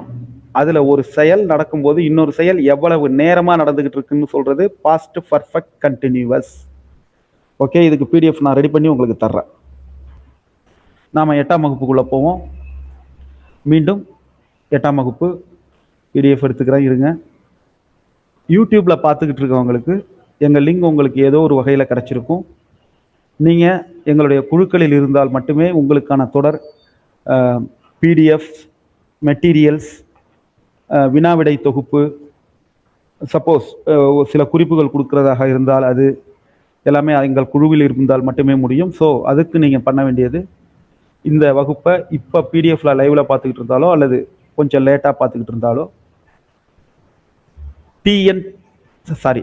டெட் அப்படின்னு சொல்லி ஒரு வாட்ஸ்அப் மெசேஜ், மீண்டும் சொல்கிறேன், டெட் அப்படின்னு ஒரு வாட்ஸ்அப் மெசேஜ் 9842755908 இந்த நம்பரை குறிச்சிக்கோங்க.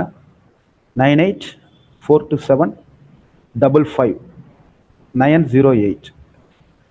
என்னுடைய பெயர் அருள் செல்வம், பட்டதாரி ஆசிரியர், ஊராட்சி ஒன்றிய நடுநிலைப்பள்ளி நாகலூர், தேசிய ஆசிரியர் கோட்ட செயலாளர் பொறுப்பில் இருக்கேன். என்னுடைய எண்ணுக்கு இந்த வாட்ஸ்அப் மெசேஜ் அனுப்புனீங்கன்னா நீங்கள் உடனடியாக குழுக்களில் இணைக்கப்படுவீர்கள். நாங்கள் குறைந்தபட்சம் சொல்வது இன்றிலிருந்து ஒரு 3 நாள், அதாவது இன்னைக்கு தேதி 6, 9ஆம் தேதி வரை நீங்கள் இக்குழுவில் இணைந்தால் கூட உங்களுக்கு எங்களால் முழுமையான ஒரு பயிற்சியை வழங்க முடியும் என்கிற உத்தரவாதத்தை அளிக்கிறோம். இதுவரையிலும் உள்ளவங்களுக்கு ஏற்கனவே நாங்கள் கொடுத்துட்டோம். இதை நாங்கள் ரிவிஷன் பண்ண போகிறோம். உங்களுக்கு நாங்கள் கொடுப்போம், ரிவிஷன் நீங்களே பண்ணிக்கணும். ஆனால் முழுமையான வகுப்புகள் உங்களுக்கு நடத்தப்படும் அப்படிங்கிற உறுதியை நாங்கள் தர்றோம்.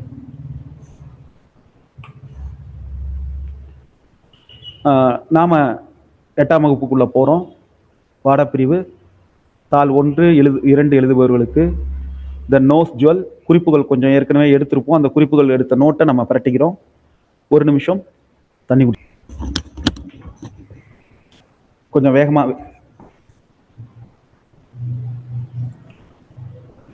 கொஞ்சம் வேகமாகவே நம்ம அதை பாடத்தை பார்த்துருவோம். த நோஸ் ஜுவல் குறிப்புகள் ஏற்கனவே இருந்தால், அதில் இடம் இருந்தால் கூடுதல் குறிப்புகளை குறிச்சிக்கிறோம், இல்லைன்னா புதுசாக எடுத்துக்கிறோம்.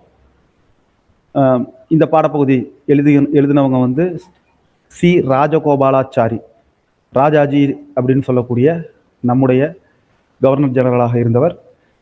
த நோஸ் ஜுவல், மூக்குத்தி அப்படிங்கிறது தான் பாடத்தோட தலைப்பு. அதில் முக்கியமான பகுதி இந்த birds of quality of birds கொடுத்துருக்காங்க. டைம் கான்சியஸ் புறாவுக்குரியதாக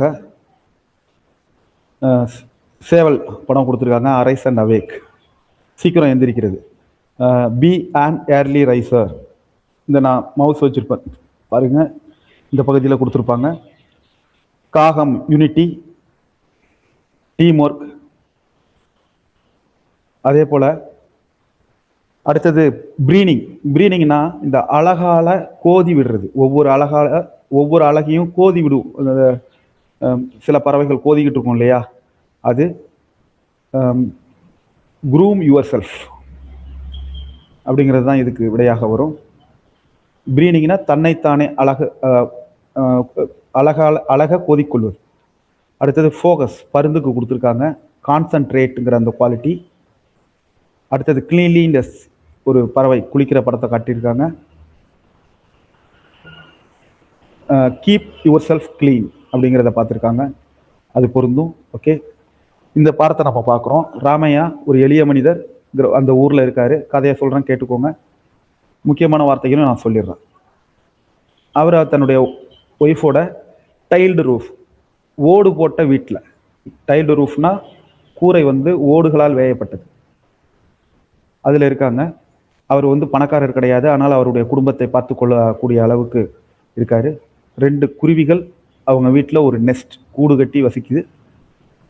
அதில் தாய்ப்பறவை அங்கே அந்த கூட்டில் லேய்டு எக்ஸ், லேனா முட்டை இடுவதுங்கிறது வந்து லே, இப்படி ஞாபகம் வச்சுக்கோங்க, குறிப்பெடுத்துக்குங்க.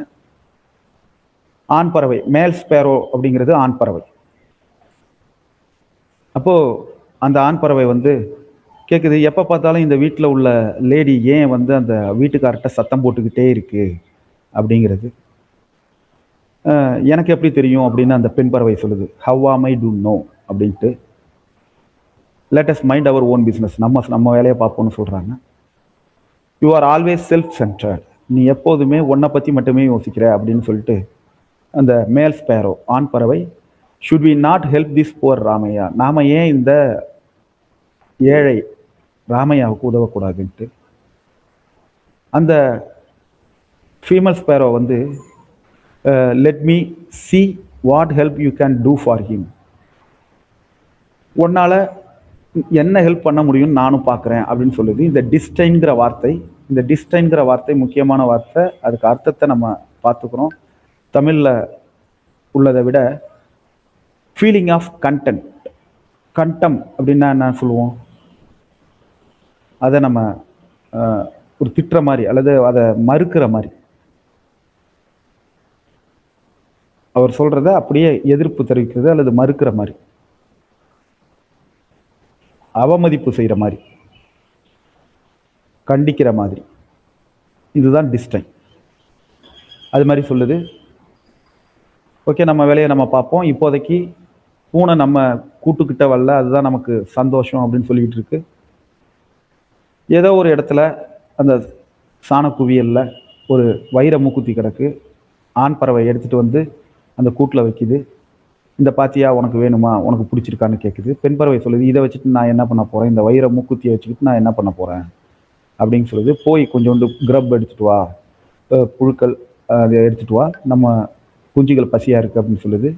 ஆண் பறவை அந்த வைர மூக்குத்தியை கீழே போட்டுட்டு லிட்டில் ஓம்ஸ், சிறிய புழுக்கள் அந்த குருவி குஞ்சுகளுக்காக பிடிக்க போகுது. ராமையோட ஒய்ஃப் அந்த ஜுவல்லை பார்க்குறாங்க, வீடு கூட்டுறாங்க. கூட்டிகிட்டு இருக்கும்போது பார்க்குறாங்க, அவங்க அதை எடுத்து வச்சுக்கிட்டு போட்டு பார்க்குறாங்க. ராமையா வர்றாரு, எங்கேருந்து உனக்கு கிடச்சிதுன்றாரு. இது கீழே கிடந்தது, நான் எடுத்தேன் அப்படின்றாங்க. ஓகே, நம்ம இதை கொண்டு போய் கிராம நீதிபதி, வில்லேஜ் மாஜிஸ்ட்ரேட் அவர்கிட்ட கொடுத்துருவோம். போலீஸ் நம்ம வீட்டுக்கு வந்தால் அது ஒரு டிஸ்கிரேஸ், நமக்கு ஒரு அவமானம் அப்படின்னு சொல்கிறாரு. இதே நேரத்தில் பக்கத்து வீட்டில் மீனாட்சி அம்மாள், பக்கத்து வீடு, அங்கே இப்படி போய்கிட்டு இருக்க பேச்சு. டாக் வெண்ட் தஸ் அப்படின்னா அங்கே பேச்சு இப்படியாக போய்கொண்டிருக்கிறது. I forgot and left it in the bathroom. Kuppayi, the maid servant must have swept it out. She is very careless and ignorant அப்படின்னு ஒரு குரல் கேட்குது. நான் இதை வந்து பாத்ரூமில் மறந்து வச்சுருந்தேன். குப்பாயி, அந்த வேலைக்காரி தான் இதை கூட்டி தள்ளி இருக்கணும். அவங்க ரொம்ப கேர்லெஸ்ஸாக இருக்காங்க, அறியாமையும் இருக்காங்க, எதுவும் விஷயம் தெரியாமல் இருக்காங்கன்னு அந்த அம்மா மீனாட்சி அம்மாள் அவங்க வந்து அவங்க பொண்ணை ஆறுதல் படுத்துகிறாங்க. நம்ம தேடி கண்டுபிடிப்போம், அப்பா கிட்ட சொல்லாத, அவர் ரொம்ப கோவக்காரரு, இது தெரிஞ்சதுன்னா பயங்கரமாக திட்டுவாருன்ட்டு. ஓகே, ஒரு டூயூனோ பகுதியில் ஒரு குறிப்பு கொடுத்துருக்காங்க. பறவையினுடைய கண்கள் வந்து அதனுடைய தலையில் 50% எடுத்துக்குது. நம்முடைய கண்கள் வெறும் 5% தான் எடுத்துக்குது. இதை ஒப்பிட்டு பார்க்கணும்னா, பறவையின் அளவுக்கு நம்ம கண் இருக்கணும்னா நம்ம கண் வந்து ஒரு பேஸ்பால் அளவுக்கு இருக்கணும், முட்டை கண்ணு மாதிரி இருக்கணும்னு சொல்கிறாங்க. நல்ல வேலை அப்படி இல்லை. ஓகே, என்ன ராமநாதன் வராங்க. அவர் தான் அவங்க அந்த மீனாட்சி அம்மாளோட கணவர். என்ன ரகசியம், ரெண்டு பேரும் முணுமுணுத்துக்கிட்டு இருக்கீங்க, விஸ்பரிங் அப்படின்னா முணுமுணுத்தல். இவங்க சொல்கிறாங்க, ஒத்துக்கிட்டாங்க இந்த ஜொல்லு காணா போச்சுன்ட்டு. சீக்கிரமே அந்த கிராமத்துக்கே தெரிய வருது. அந்த மெய்டு சர்வன்ட் குப்பாயி அவங்க தான் வந்து சந்தேகப்படுறாங்க. அவங்கள போய் அங்கே விசாரிக்கிறாங்க. போலீஸ் வந்து அவங்க குடிசையில் தேடுது, ஹட்டு குடிசை. ஆனால் எதையுமே கண்டுபிடிக்க முடியல. ராமையோட இதயம் வந்து வேகமாக துடிக்குது. ராமையோட ஒய்ஃப் வந்து அதை ஒரு பொட்டியில் வச்சு அந்த வைரம் குத்தியா தூக்கி வச்சிடுறாங்க. சீக்கிரமே அவங்களுக்கு ஒரு ஃபீவர் வந்துடுது. அவங்க தன்னை பெட்டோட இணைத்து கொள்கிறார்கள். கன்ஃபைன் டு பெட், பெட்லேயே இருக்கிற மாதிரி வரையறுத்து கொள்கிறார்கள் தங்களுடைய இயங்குதலை. யாருமே வந்து இவங்க வீட்டில் தேடணும்னு தோணல. ஹீ ஸ்பேரோ, இப்போ மேல் ஸ்பேரோன்னு சொல்லிக்கிட்டு இருந்தது ஹீ ஸ்பேரோன்னு வருது. இதுவும் ஆண் பறவை தான். ஆண் பறவை சொல்லுது, பாத்தியா அங்கே வேடிக்கையை, அந்த வீட்டம்மா ரொம்ப பயந்து போயிருக்காங்க, ஜுரத்தில் படுத்துட்டாங்க அப்படின்னு சொல்லுது. நல்லா இருக்குல்ல அப்படின்னு சொல்லி அந்த பெண் பறவை சொல்லுது, ரொம்ப விளையாட்டாக இருக்குன்ட்டு. இப்போ அந்த பெண்மணி வந்து ரொம்ப பேனிக், பயந்து போயிருக்காங்க. இந்த ஃபீவர் வந்து அதனுடைய விளைவாக இருக்கலாம். ஓகே, அந்த குரூயல் மேல்ஸ்பேரோ ஆண் பறவை சொல்லுது, and a good thing to, அது ஒரு நல்ல விஷயம் கூட அப்படின்னு சொல்லுது. எல்லாம் நீ பண்ண விஷயம், நீ தான் வந்து அதை கொண்டாந்து அங்கே போட்டு அவங்கள தூண்டின அப்படின்னு சொல்லுது. ஆண் பறவை சொல்லுது, நானும் அவங்கள திட்ட சொன்னேன், இந்த மனிதர்களே இப்படி பேராசை பிடிச்சவங்களா தான் இருக்காங்க அப்படின்னு சொல்லுது. உண்மையாக சொன்னேன். ஓகே, நாம் எப்பயுமே மற்றவங்க பொருளுக்கு ஆசைப்படக்கூடாது, வா நம்ம போய் சில புழுக்கள் நம்ம குழந்தைகளுக்காக எடுத்துகிட்டு வருவோம் அப்படின்னு சொல்லுது. ரெண்டு பேரும் பறந்து போயிடுறாங்க.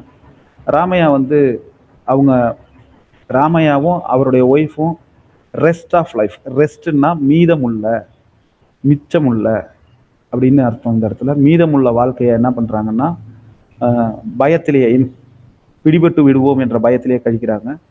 அந்த டைமண்ட் நோஸ் ஜுவல் அவங்களோட இருக்கலாம், ஆனால் அந்த பிடிபட்டு விடுவோம் என்ற பயமும் அவங்க கூட எப்பவுமே இருக்கும். அது மறையாது. எவர் லாஸ்ட் அப்படின்னா மறையாதது அப்படின்னு அர்த்தம். சக்கரவர்த்தி ராஜகோபாலாச்சாரி, ராஜாஜின்னு சொல்லுவோம், இந்தியன் பொலிட்டீஷியன், சுதந்திர போராட்ட வீரர், இண்டிபெண்டன்ஸ் ஆக்டிவிட்டிஸ்ட், லாயர், ரைட்டர், எழுத்தாளர், ஹிஸ்டோரியன், வரலாற்று ஆய்வாளர், ஸ்டேட்ஸ்மன், நிர்வாகி.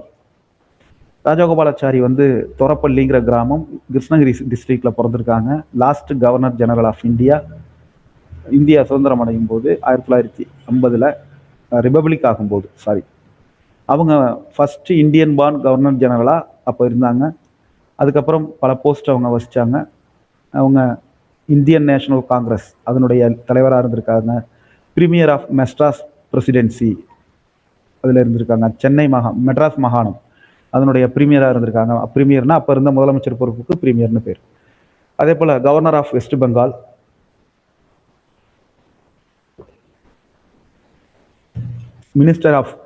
மினிஸ்டர் ஃபார் ஹோம் அஃபேர்ஸ், உள்ளாட்சித்துறை, உள் விவகாரம் அதில் இருந்திருக்காங்க.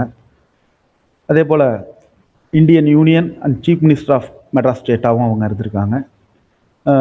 அவங்களுக்கு தான் முதல்ல பாரத் ரத்னா அப்படிங்கிற ஹையஸ்ட் சிவிலியன் அவார்டு, குடிமக்களுக்கான மிகப்பெரிய விருதான, மிக உயரிய விருதான பாரத ரத்னா விருது கிடைச்சிது அப்படிங்கிறத பார்க்குறோம். வார்த்தைகள் கொடுத்துருக்காங்க. செல்ஃப் சென்டர்டு அப்படின்னா சுயநலமாக யோசிக்கிறது. டிஸ்டைன் நம்ம பார்த்தோம், ஒரு மறுப்பு தெரிவிக்கிற விதமாக இருக்கிறது.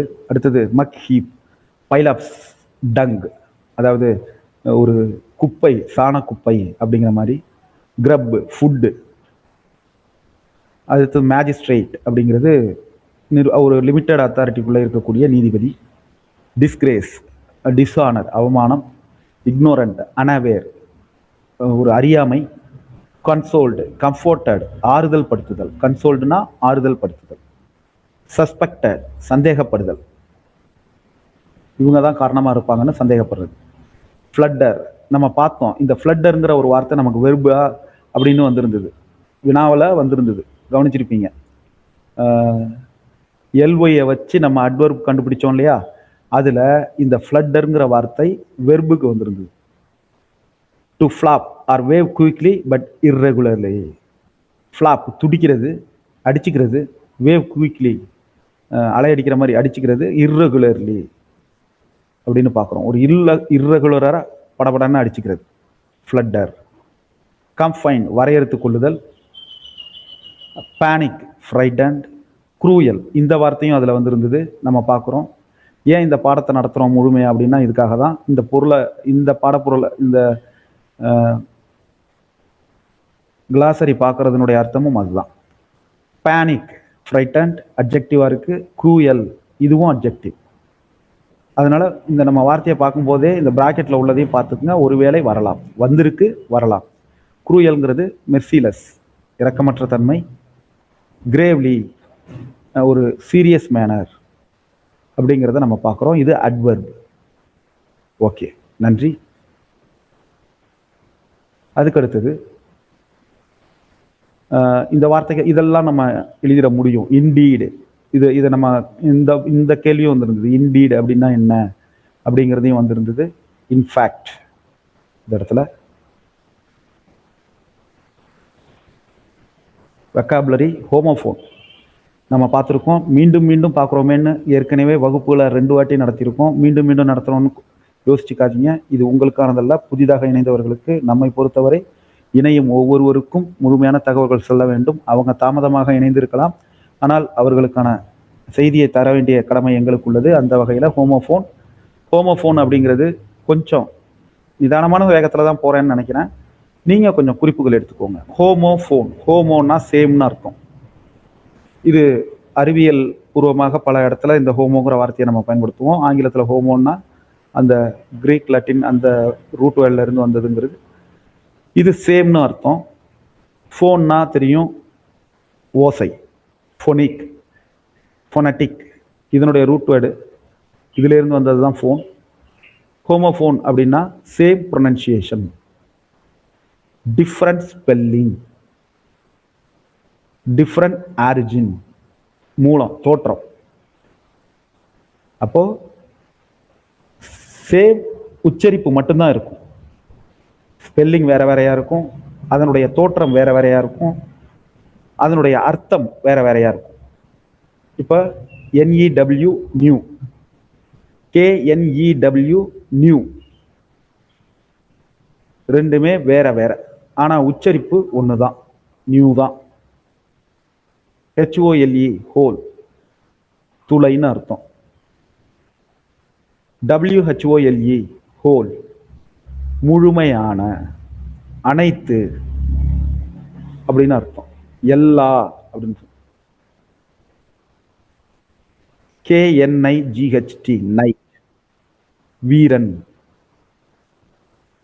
NIGHT நைட், இரவு. SEEC பார், பார்க்கறது. SEAC அப்படின்னா கடல், நமக்கு தெரியும். அதே போல இது ரெண்டுமே சேம் உச்சரிப்பு, வேற வேற ஸ்பெல்லிங், வேற வேற தோற்றம் ஆரிஜின், வேற வேற அர்த்தம். இதை நம்ம புரிஞ்சுக்கிறோம்.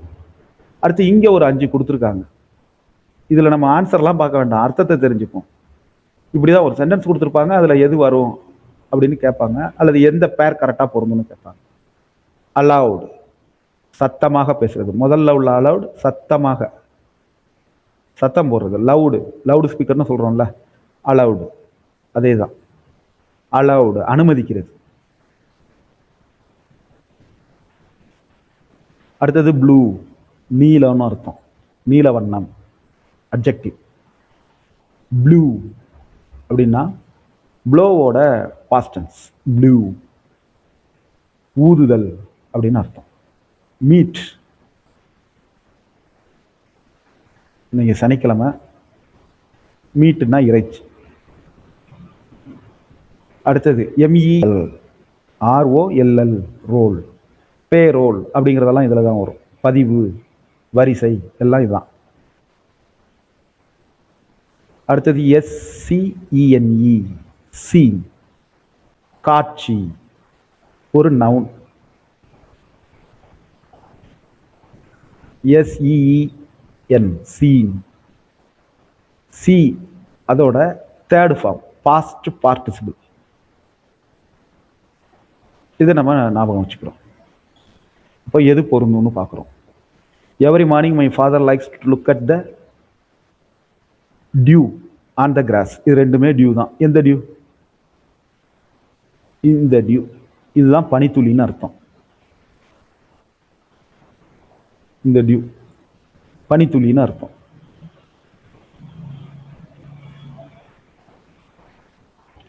அதே போல கேபிட்டல், கேபிட்டல் எந்த கேபிட்டல்? அதே போல I was very dash last weekend, போன வாரம் நான் ரொம்ப போரா இருந்தேன். எந்த போர்டு? போர்டு, இந்த போர்டு. இதுவும் போர்டு தான், பலகைன்னு அர்த்தம். The cat caught the scent of your mouse. எந்த சென்ட்? இந்த சென்ட் தான். ஏன்னா இந்த சென்ட்னா வாசனை, இந்த சென்ட்னா நாணயத்தின் சிறு பகுதி. ஒரு டாலரோட சிறு பகுதியை வந்து சென்ட்னு சொல்லுவோம். ரூபாய் அனான்னு சொல்லுவோம் இல்லையா, அது மாதிரி dollar cent. The sun rises in the east. Sir எங்கள் பையனும் கிழக்கு பக்கமாக தான் படுத்திருப்பான் எந்திரிப்பான் அப்படின்னாலும் அது பொருந்தாது. அப்படியெல்லாம் நம்ம டிஆர்பி கிட்ட சேலஞ்ச் பண்ண முடியாது. ஸோ இந்த சன்னு தான். ஏன்னா போன வாட்டி நாங்கள் எழுதுனதான் ரைட்டுன்னு சொல்லி அதுக்கு நம்ம நிறைய அர்த்தம்லாம் கிரியேட் பண்ணணும். சார் இங்கே ப்ரூஃப் இருக்குது, அந்த ஆதார் இப்படி எழுதியிருக்காருன்ட்டு அதெல்லாம் டிஆர்பி மறுத்தாங்க. எங்கள் வீட்டு பையனும் கிழக்கு பக்கமாக தான் படுத்திருப்பான் எந்திரிப்பான்லாம் சொல்லக்கூடாது. Universal truth, the sun rises in the east, அதுதான் நம்ம சொல்லணும். ஓகே. அடுத்தது அப்ரிவியேஷன், அக்ரோனிம்ஸ். கொஞ்சம் வேகமாக பார்ப்போம். அப்ரிவியேஷன்னா என்ன? தமிழில் இதுக்கு ஒரு பேர் இருக்கு, சொற்குறு. Short and form of a word, ஒரு வார்த்தையினுடைய அல்லது ஒரு தொகுதியினுடைய சுருக்கப்பட்ட வடிவம். பிரைம் மினிஸ்டர் அப்படிங்கிறத பிஎம் அப்படின்னு சொல்றது. ஆட்டோமேட்டட் டெல்லர் மிஷின் அப்படிங்கிறத ஏடிஎம் அப்படின்னு எழுத்துக்களாக உச்சரிப்பது தான் அப்ரிவியேஷன். அது என்ன எழுத்துக்களாக உச்சரிப்பது? ஆமா, அதுல முக்கியமான எழுத்துக்களை முதல்ல கொண்டு வந்து கொடுத்துருப்பாங்க. இதை வந்து யார் செய்யறது அப்படின்னா எல்லாரும் செய்ய முடியாது. இதுக்கு ஒரு வரையறை இருக்கு. இதை ஏதோ ஒரு நிறுவனம் முதல்ல அவங்க அதிகாரப்பூர்வமா இதை இப்படிதான் அப்படின்னு சொல்லியிருப்பாங்க. ஏடிஎம் அதை கண்டுபிடிச்ச முதல் ஏடிஎம் கண்டுபிடிச்சவங்க கூட அப்படி செஞ்சிருக்கலாம். அவங்க இந்த எழுத்துக்களை தான் வைக்கணும். ஏடிஎம் இந்த 3 எழுத்தையும் வைக்கணும். வெறும் ஏஎம் மட்டும் வச்சிருக்கலாமே. இல்ல, ஏஎம்னு ஒன்று ஏற்கனவே இருக்கு. வெறும் ஏடின்னு மட்டும் வச்சிருக்கலாமே. ஆட்டோமேட்டட் டெல்லர், ஏன் ஒரு மிஷின் எக்ஸ்ட்ரா? ஆட்டோமேட்டட் டெல்லர்னாலே அர்த்தம் வந்துடுது. இல்ல, அவங்க இதை வரையறுத்து வச்சிருக்காங்க. அடுத்தது, இந்த ஏடிஎம் எழுத்துக்களாக தான் படிக்கணும் அப்படின்னு வரையறுத்து வச்சிருக்காங்க. இதுதான் அப்ரிவியேஷன், எழுத்துக்களாக படிப்பது. இதுல முக்கியமான வார்த்தை இஎம்ஐஎஸ், 5வதா இருக்கு பாருங்க. Education management information system. இதை நம்ம யாருமே இஎம்ஐஎஸ்ன்னு சொல்றது இல்லை. எல்லோருமே எம்இஸ்ன்னு தான் சொல்லிட்டு இருக்கோம். அப்படி சொல்லக்கூடாது. ஏன்னா அது ஒரு அப்ரிவியேஷன். இஎம்ஐஎஸ் ஒரு அப்ரிவியேஷன். அப்ரிவியேஷன்னா எழுத்துக்களாகத்தான் உச்சரிக்க வேண்டும். இஎம்ஐஎஸ். சிஇஓ எழுத்துக்களாக தான் சொல்லணும். பிசி எழுத்துக்களாக தான் சொல்லணும். ஜிபி எழுத்துக்களாக தான் சொல்லணும். அதை அப்படிதான் சொல்ல முடியும். அதே போல அதனுடைய அர்த்தத்தை தெரிஞ்சுக்கிறோம். சீஃப் எஜுகேஷன் ஆபீசர் இல்ல, chief educational officer. Indian administrative service, IAS. National means cum merit scholarship, NMMS. SBI, state bank of India. இந்த புக்கை ஏற்கனவே நம்ம டெலகிராம் குரூப்ல இருக்கு, அதில் டவுன்லோட் பண்ணிக்கோங்க. அல்லது நான் இன்னைக்கு ஈவினிங் நான் போட்டுறேன் நீங்கள் பார்க்கறதுக்காக. புக் இல்லாதவங்க இதில் பார்த்துக்கணும். SBI, state bank of India. OTP, one time password. IFSC, Indian financial system code. PDF, portable document format. LED, light emitting diode. UPS, uninterruptible power supply. இதை ஏன் நம்ம தெளிவாக படிக்கணும்னா, யூபிஎஸ் இதுக்கு சரியான விரிவாக்கம் என்ன? இந்த அப்ரிவியேஷனுக்கு எது சரியான விரிவாக்கம்? அன்இன்டரப்ட் பவர் சப்ளை. அன்இன்டரப்டபிள் பவர் சப்ளை ஏ கொடுத்துருப்பாங்க ஸ்பெல்லிங்ல. அன்இன்டரப்டபிள் பவர் செல்லர், அன்இன்டரப்டபிள் பவர் சப்ளை இப்படி கொடுத்துருப்பாங்க. ஸ்பெல்லிங்கில் கூட மாற்றம் பண்ணியிருப்பாங்க. ஸோ உங்களை சோதிக்கணும் அப்படின்னு நினச்சா இப்படி கூட நடக்கலாம். ஸோ இந்த ஸ்பெல்லிங்கையும் மனதில் வைத்துக் கொள்ளுங்கள். அன்இன்டரப்டபிள், அன்இன்டரப்டிபிள், இதை ஞாபகம் வச்சுக்கோங்க. ஜிஎஸ்டி, சரக்கு மற்றும் சேவை வரி.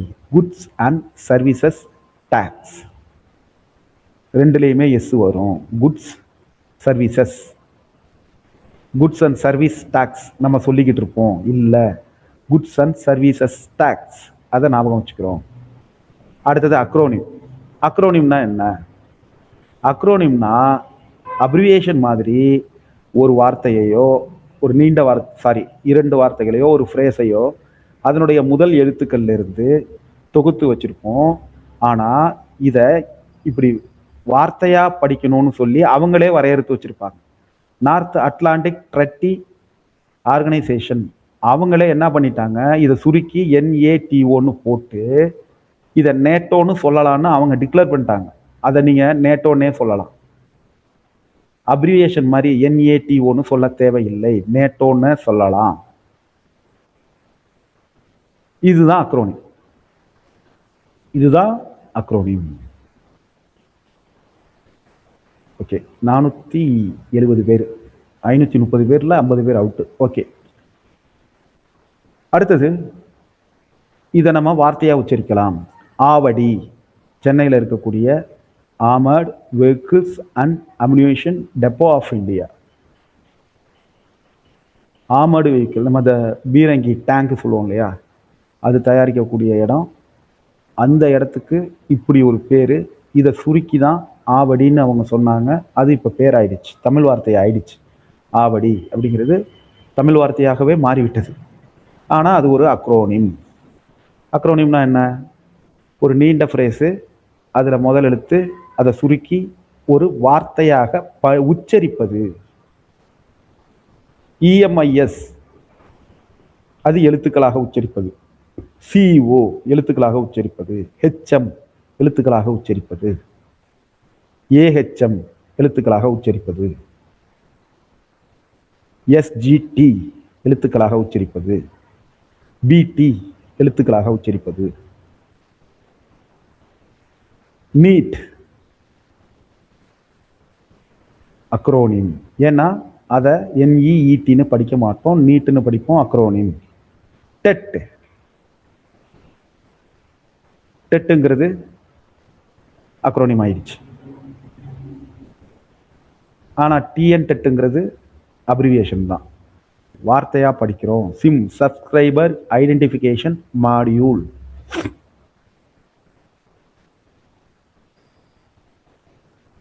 Local area network. LAN, VAT. Value added tax, VAT. Okay, அது போல் நிறையா கொடுத்துருக்காங்க. நான் அதில் டைப் பண்ணி வச்சுருந்தேன், இப்போ இல்லை, விட்டுருங்க. அடுத்தது கிரீட்டிங்ஸ் கொடுத்துருக்காங்க. Formal greetings, good morning, afternoon, evening, hi அப்படின்னு சொல்கிறது.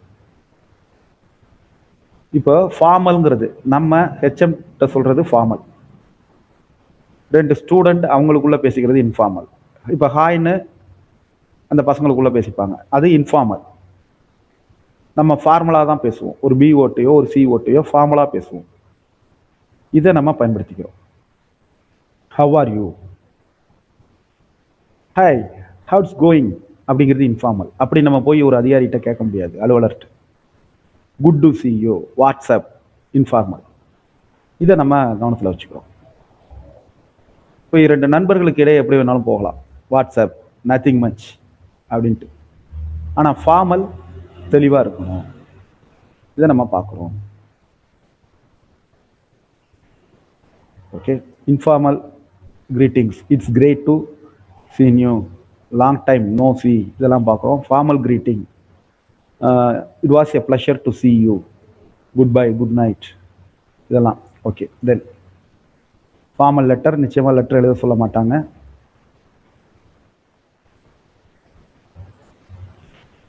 பார்ட்ஸ் ஆஃப் ஸ்பீச் ஏற்கனவே நம்ம நிறைய முறை பார்த்துருக்கோம், எளிய பகுதி தான், வேகமாக பார்த்துருவோம்.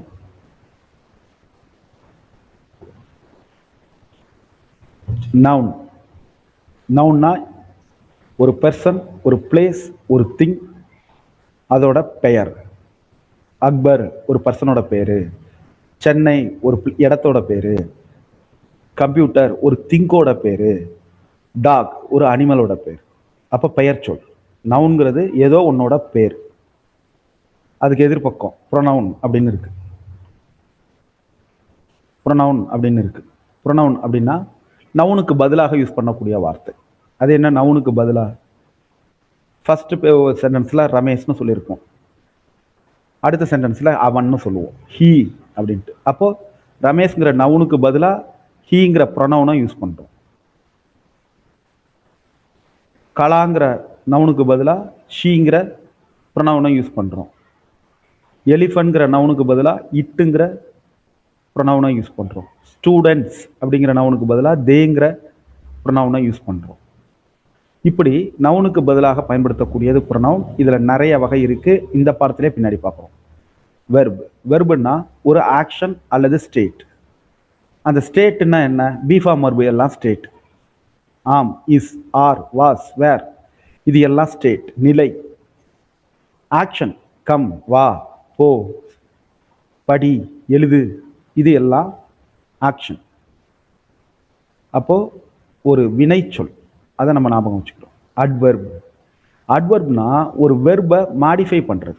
ஒரு அல்லது அந்த வெர்பை பத்தி கூடுதலா சொல்றது. நடந்தான், வேகமா நடந்தான். குயிக்லி. ஆடினான், அழகா ஆடினான், பியூட்டிஃபுல்லி.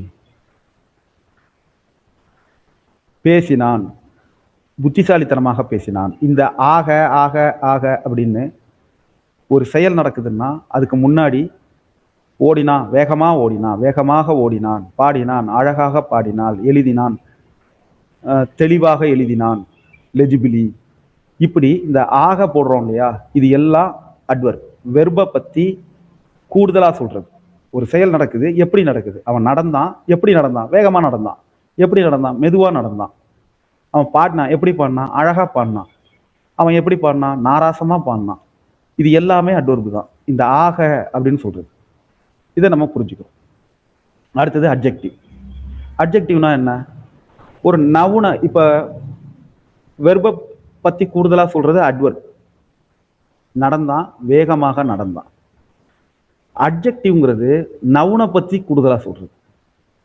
மயில், அழகான மயில்.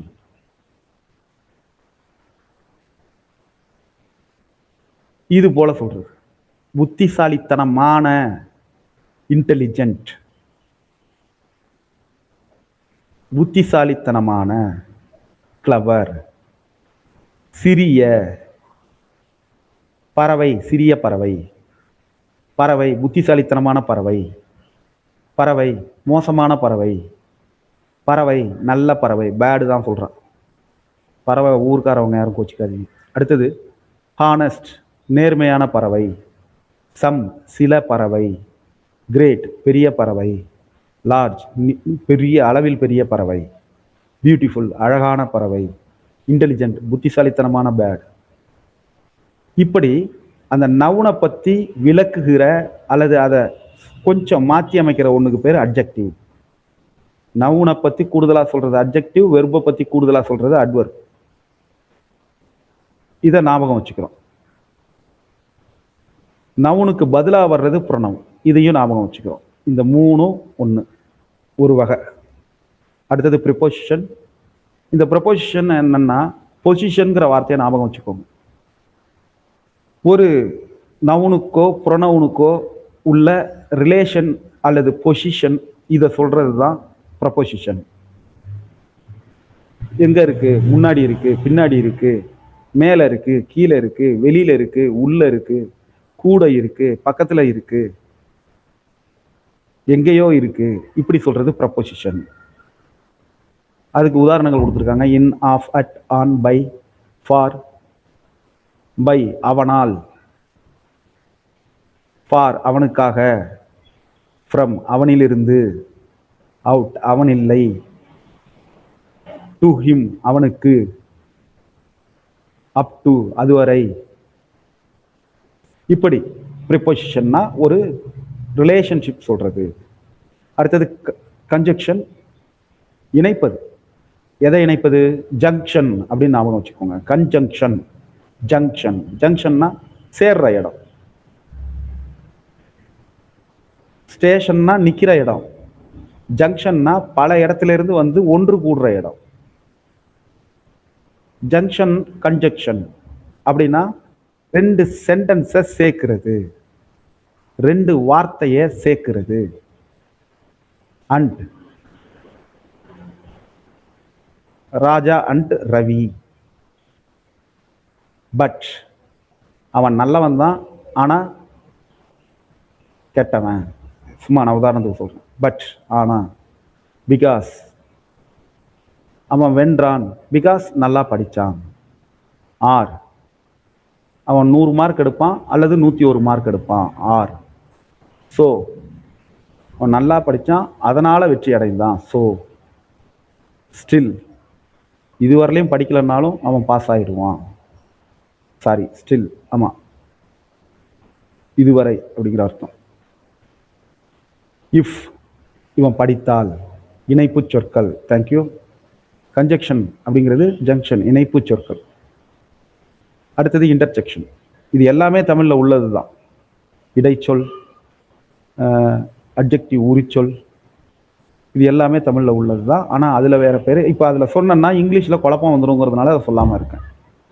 இன்டர்ஜெக்ஷன் அப்படின்னா இப்போ இதை தமிழில் என்னென்னு சொல்லுவோம்? யாராவது ஒருத்தர் சொல்லுங்கள். இது ஒரு ஃபீலிங்கை வெளிப்படுத்தக்கூடியது. யாராவது ஒருத்தர் டைப் பண்ணுங்க. தங்கிலீஷில் கூட டைப் பண்ணலாம். இன்டர்ஜெக்ஷன் இது ஒரு சடன் ஃபீலிங்கை சொல்லக்கூடியது. இதை நம்ம எப்படி சொல்லிக்கிட்டு இருக்கோம்? உணர்ச்சி வாக்கியம். சுமிதா மேம் அருமை. Alas okay. உணர்ச்சி. Sahul sir super. உணர்ச்சி வாக்கியம். Moto G10 power. Thank you thank you. வியப்பு சொல். மலர்குடி மேம் இல்லை, வியப்பு வாக்கியம் தான் நம்ம பயன்படுத்திக்கிட்டு இருந்தோம். ஆனால் நமக்கு சொன்னது அப்படிதான், நம்ம சொல்லிக்கிட்டு இருந்ததும் அப்படித்தான், தப்பு இல்லை. விழிச்சொல் வேற. வியப்பு வாக்கியம் அப்படிங்கிறது உணர்ச்சி வாக்கியங்கள்ல ஒன்று. வாவ் அப்படிங்கிறது மட்டும்தான் வியப்பு. அலாஸ் அப்படிங்கிறது வியப்பு இல்லை. ஐயோ அப்படிங்கிறது வியப்பா? ஐயையோ அப்படிங்கிறது வியப்பா? அது ஒரு உணர்ச்சி. ஹா அப்படிங்கிறது ஆச்சரியம், அது வியப்பு. பிரவோ வியப்பு. ஆனா அலாஸ் ஐயையோ அப்படிங்கிறது வியப்பு கிடையாது, அது ஒரு சோகம். ஸோ இது எல்லாம் சேர்ந்து வர்றது. வியப்பு வாக்கியமும் உள்ளடங்கியது தான் உணர்ச்சி வாக்கியம். இன்டர்ஜெக்ஷன் அப்படிங்கிறது உணர்ச்சி வாக்கியம். எல்லா உணர்ச்சியும் வெளிப்படுத்துகிற வார்த்தைகள் இருக்கும். Sudden feeling. அல்லாஸ் ஐயோ அப்படிங்கிறது. மீண்டும் சொல்கிறேன், வியப்புங்கிறது உணர்ச்சியில் ஒன்று. தமிழ்லையும் உணர்ச்சி வாக்கியம்தான். நாம் தொடக்க நிலையில் வியப்பு வாக்கியம்னு பயன்படுத்துவோம்.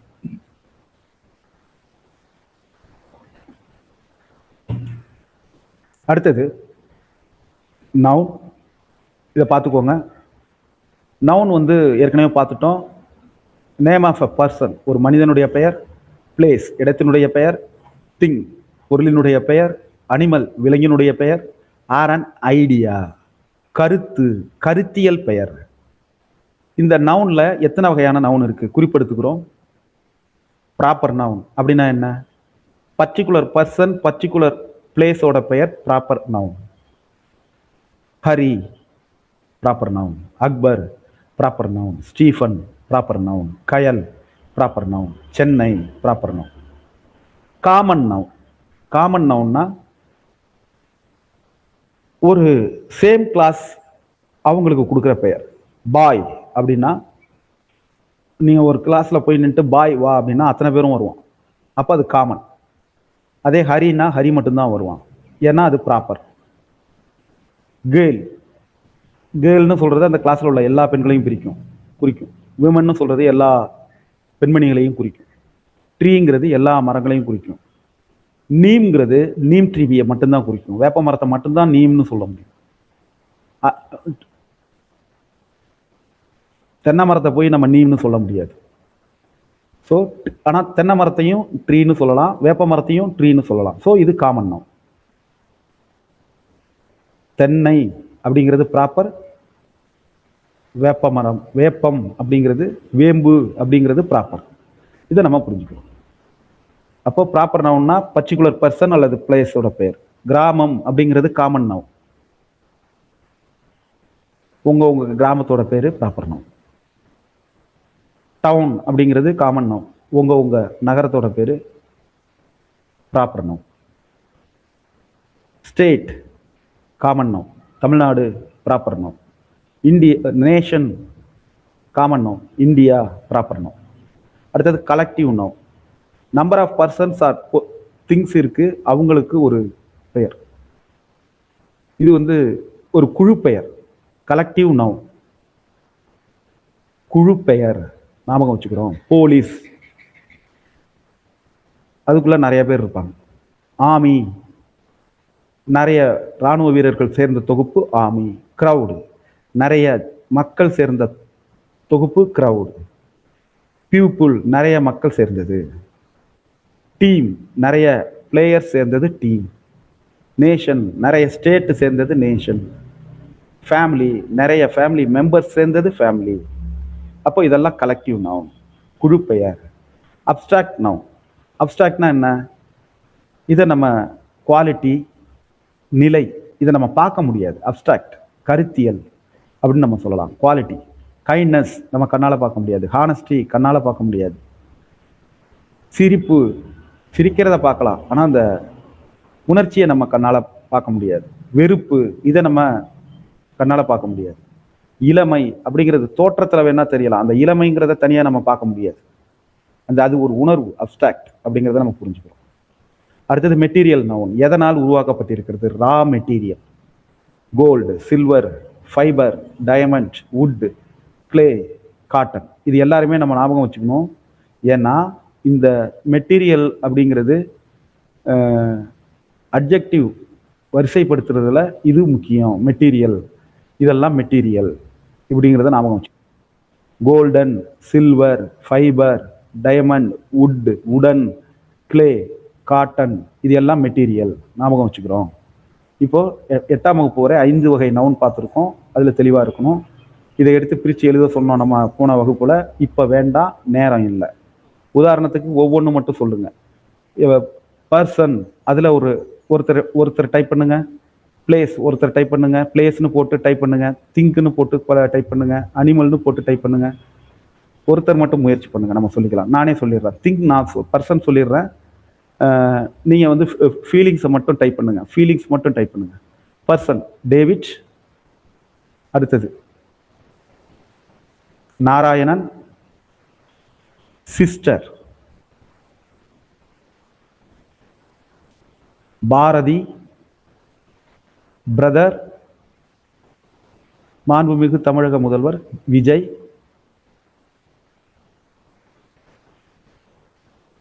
இப்படி.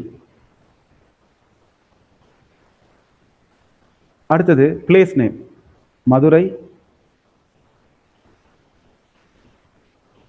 திருச்சி, மும்பை, ஸ்கூல், கான்வென்ட், இது எல்லாமே பிளேஸ் நேம். திங் என்னென்ன இருக்கு பாருங்க. புக், கம்ப்யூட்டர், ஃபேன், இது வந்து சுத்துற ஃபேனு, வேற ஃபேன் இல்லை, அஜித் ஃபேன் இல்லை, இது சுத்துற ஃபேன், அது ஃபேனட்டிக் அப்படின்னு நம்ம சொல்லுவோம். அடுத்தது பென்சில்,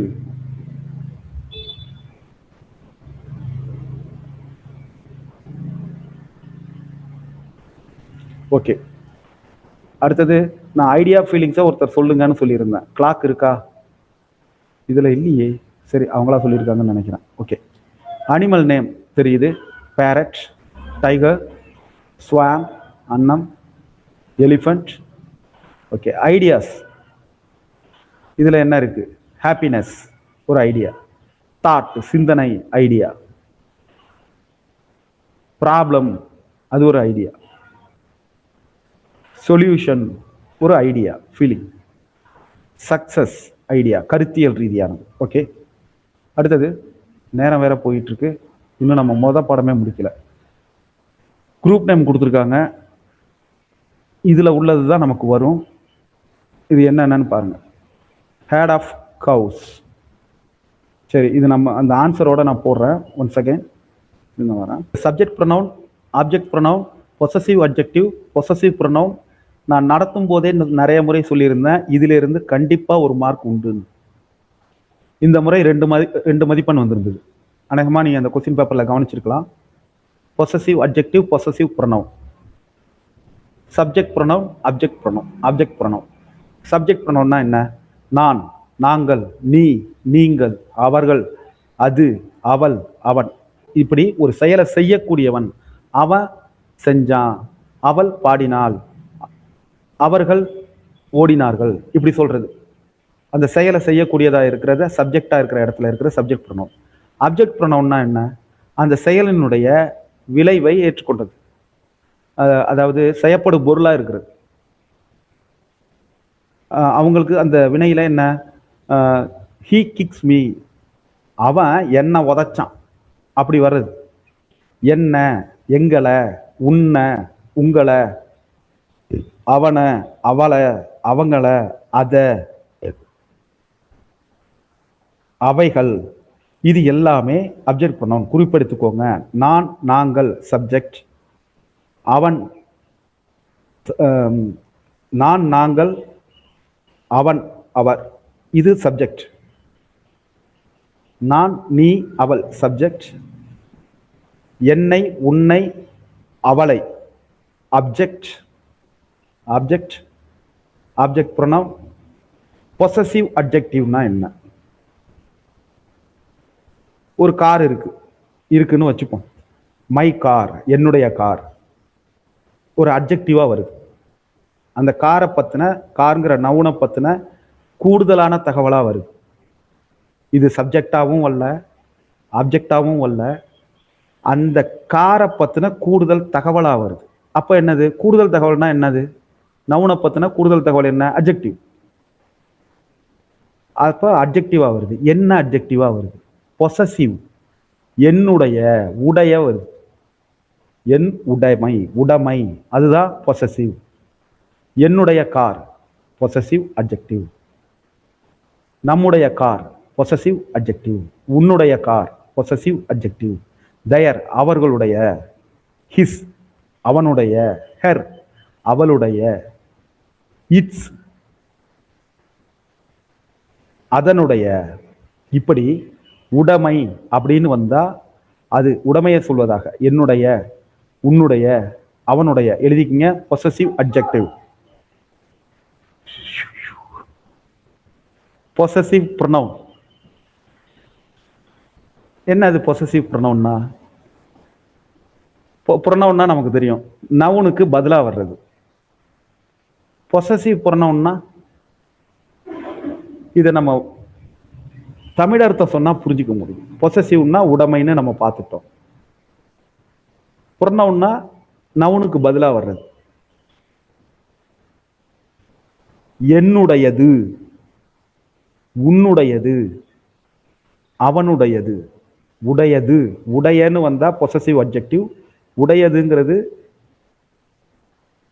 உடையதுன்னு வந்தா பொசசிவ் ப்ரொனவுன். இதை மட்டும் கிளியரா வச்சுக்கிறோம். இது கொஞ்சம் குழப்பம். பொசசிவ் அட்ஜெக்டிவ் என்னுடைய car, my car possessive adjective. என்னுடைய கார்னு அர்த்தம். இப்ப அடுத்ததை பார்க்க போறோம். த கார் இஸ் மைன், அந்த கார் என்னுடையது, பொசசிவ் ப்ரொனவுன். புரிஞ்சா தம்ஸ் அப் கொடுங்க, புரியலன்னா இன்னொரு வாட்டி சொல்றேன். ஒன்னே தான் வந்திருக்கு. ரெண்டாவது வந்துருச்சு. தேங்க்யூ. எனஃப்.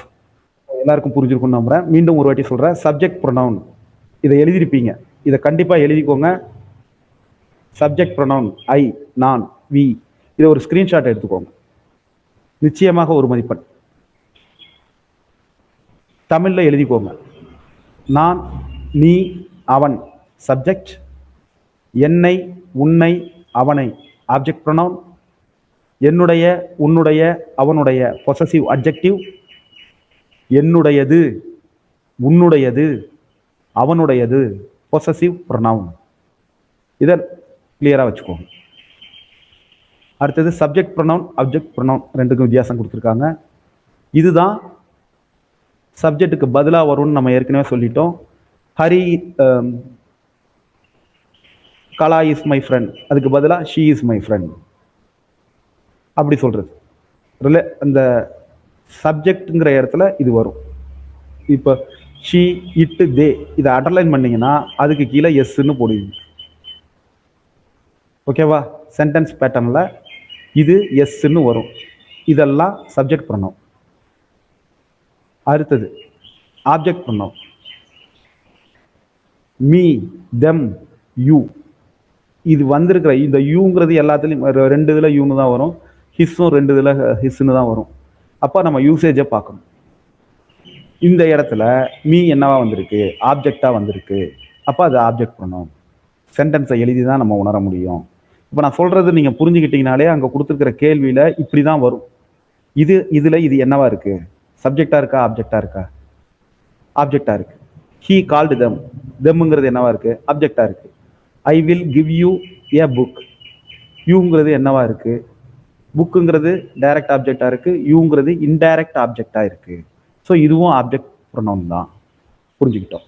அடுத்தது இப்படி ஒரு சென்டென்ஸ் கொடுத்துருக்காங்க, மிஸ்டர் பாலுன்னு கொடுத்துருக்காங்க. அது ரெண்டாவது சென்டென்ஸில் வரும்போது என்னவா மாறும்? மிஸ்டர் பாலுக்கு என்ன போடுவோம்? ஹீ போடுவோம். கம்ப்யூட்டர் கேம்ஸுக்கு எகைன் என்ன போடுவோம்? இட்டு போடுவோம். மை ஆண்ட்னு இருக்கு, ஷீன்னு போடுவோம். நீல் ஆம்ஸ்ட்ராங்னு இருக்கு, ஹீன்னு போடுவோம். ஓல்டு லேடின்னு இருக்கு, ஹெர், ஹெச்இஆர். ஏன்னா இந்த இடத்துல அது ஆப்ஜெக்ட் ப்ரொனவுனா வந்திருக்கு. இந்த இடத்துல ஆப்ஜெக்ட் ப்ரொனவுனா வந்திருக்கு.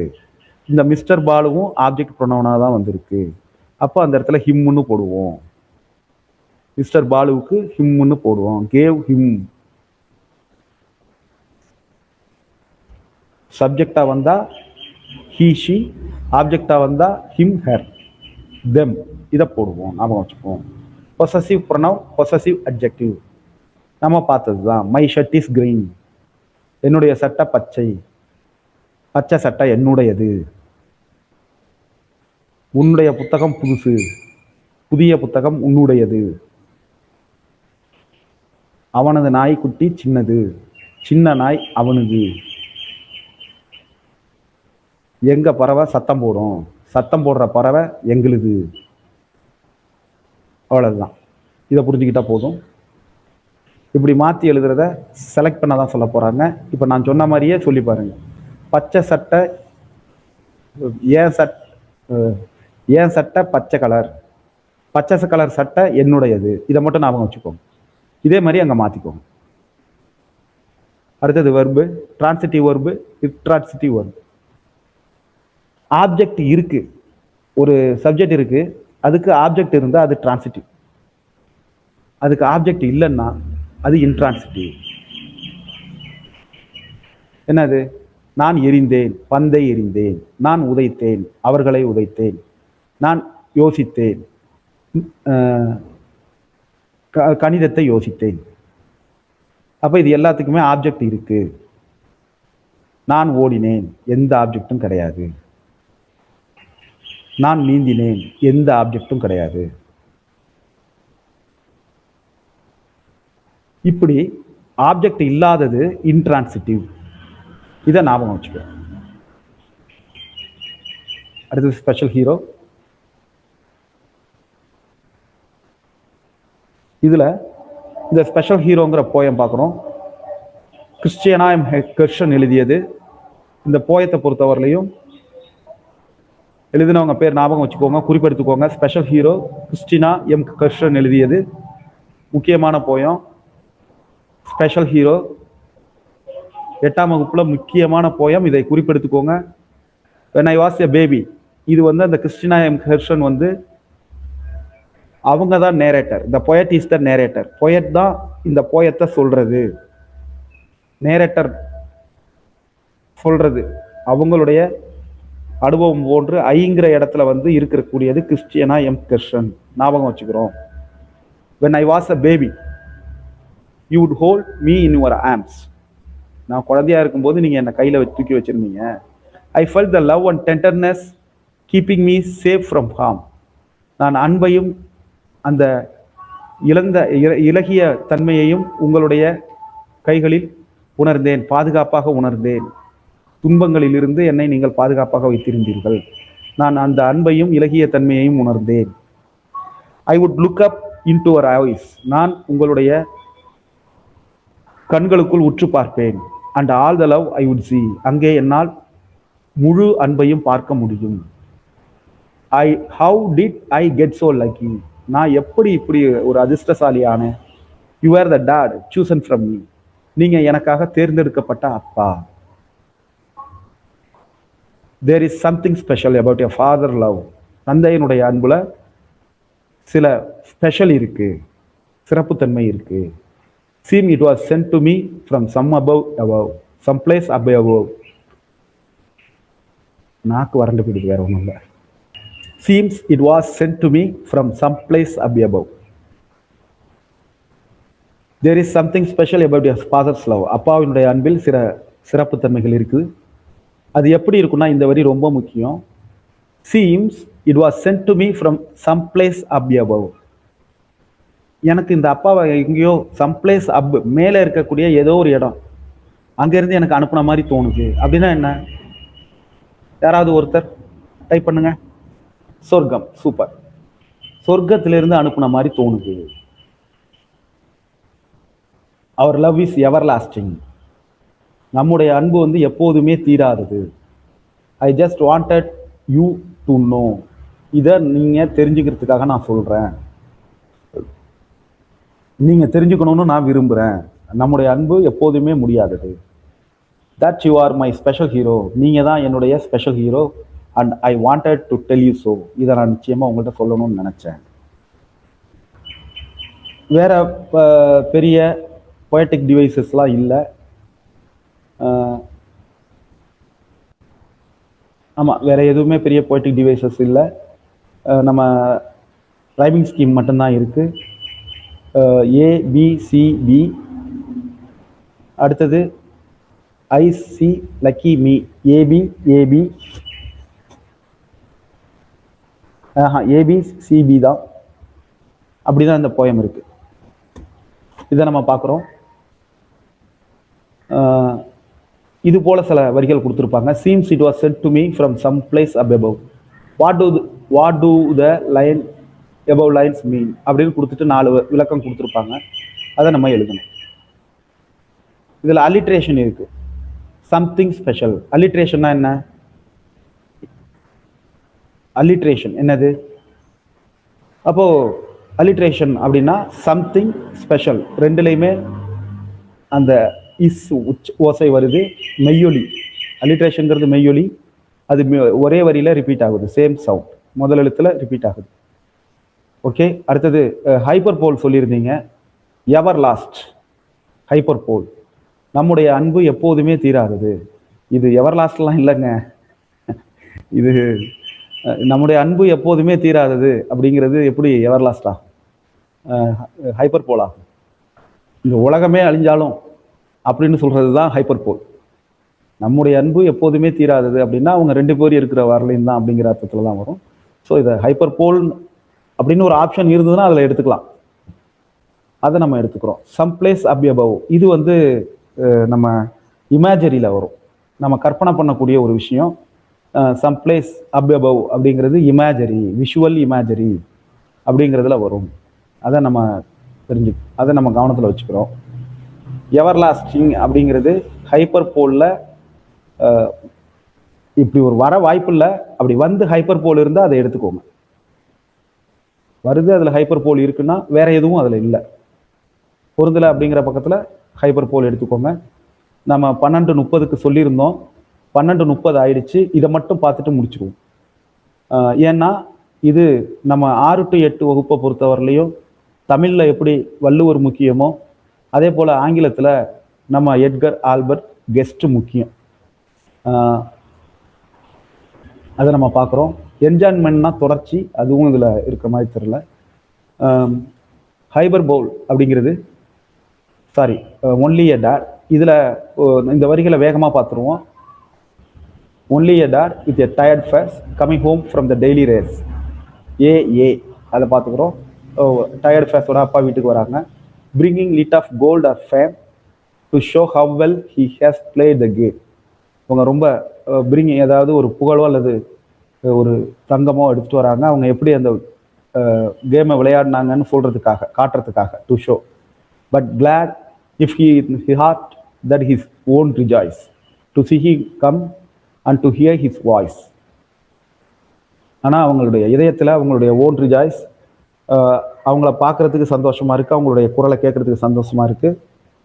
Only a dad with broad of 4, 1 of 10 million men and more, plodding again in the daily strife, bearing the whips and scorns of life, with never whimper of pain or hurt, for the sake of those who at home await. யாருக்காக வீட்டில் காத்திருக்கிறோமோ, அதாவது 10 லட்சத்தில் ஒரு பேர், ஒரு மிகச்சிறந்த வீரர் அப்படிங்கிற அர்த்தத்தில் வரக்கூடிய பாட்டு. இதில் வந்து நம்ம தெரிஞ்சிக்க வேண்டியது அந்த கிரிம், ஹிம், பென், மென் இதெல்லாம் ரைமிங் வேர்ட்ஸ் அப்படிங்கிறது. ஓகே, நன்றி.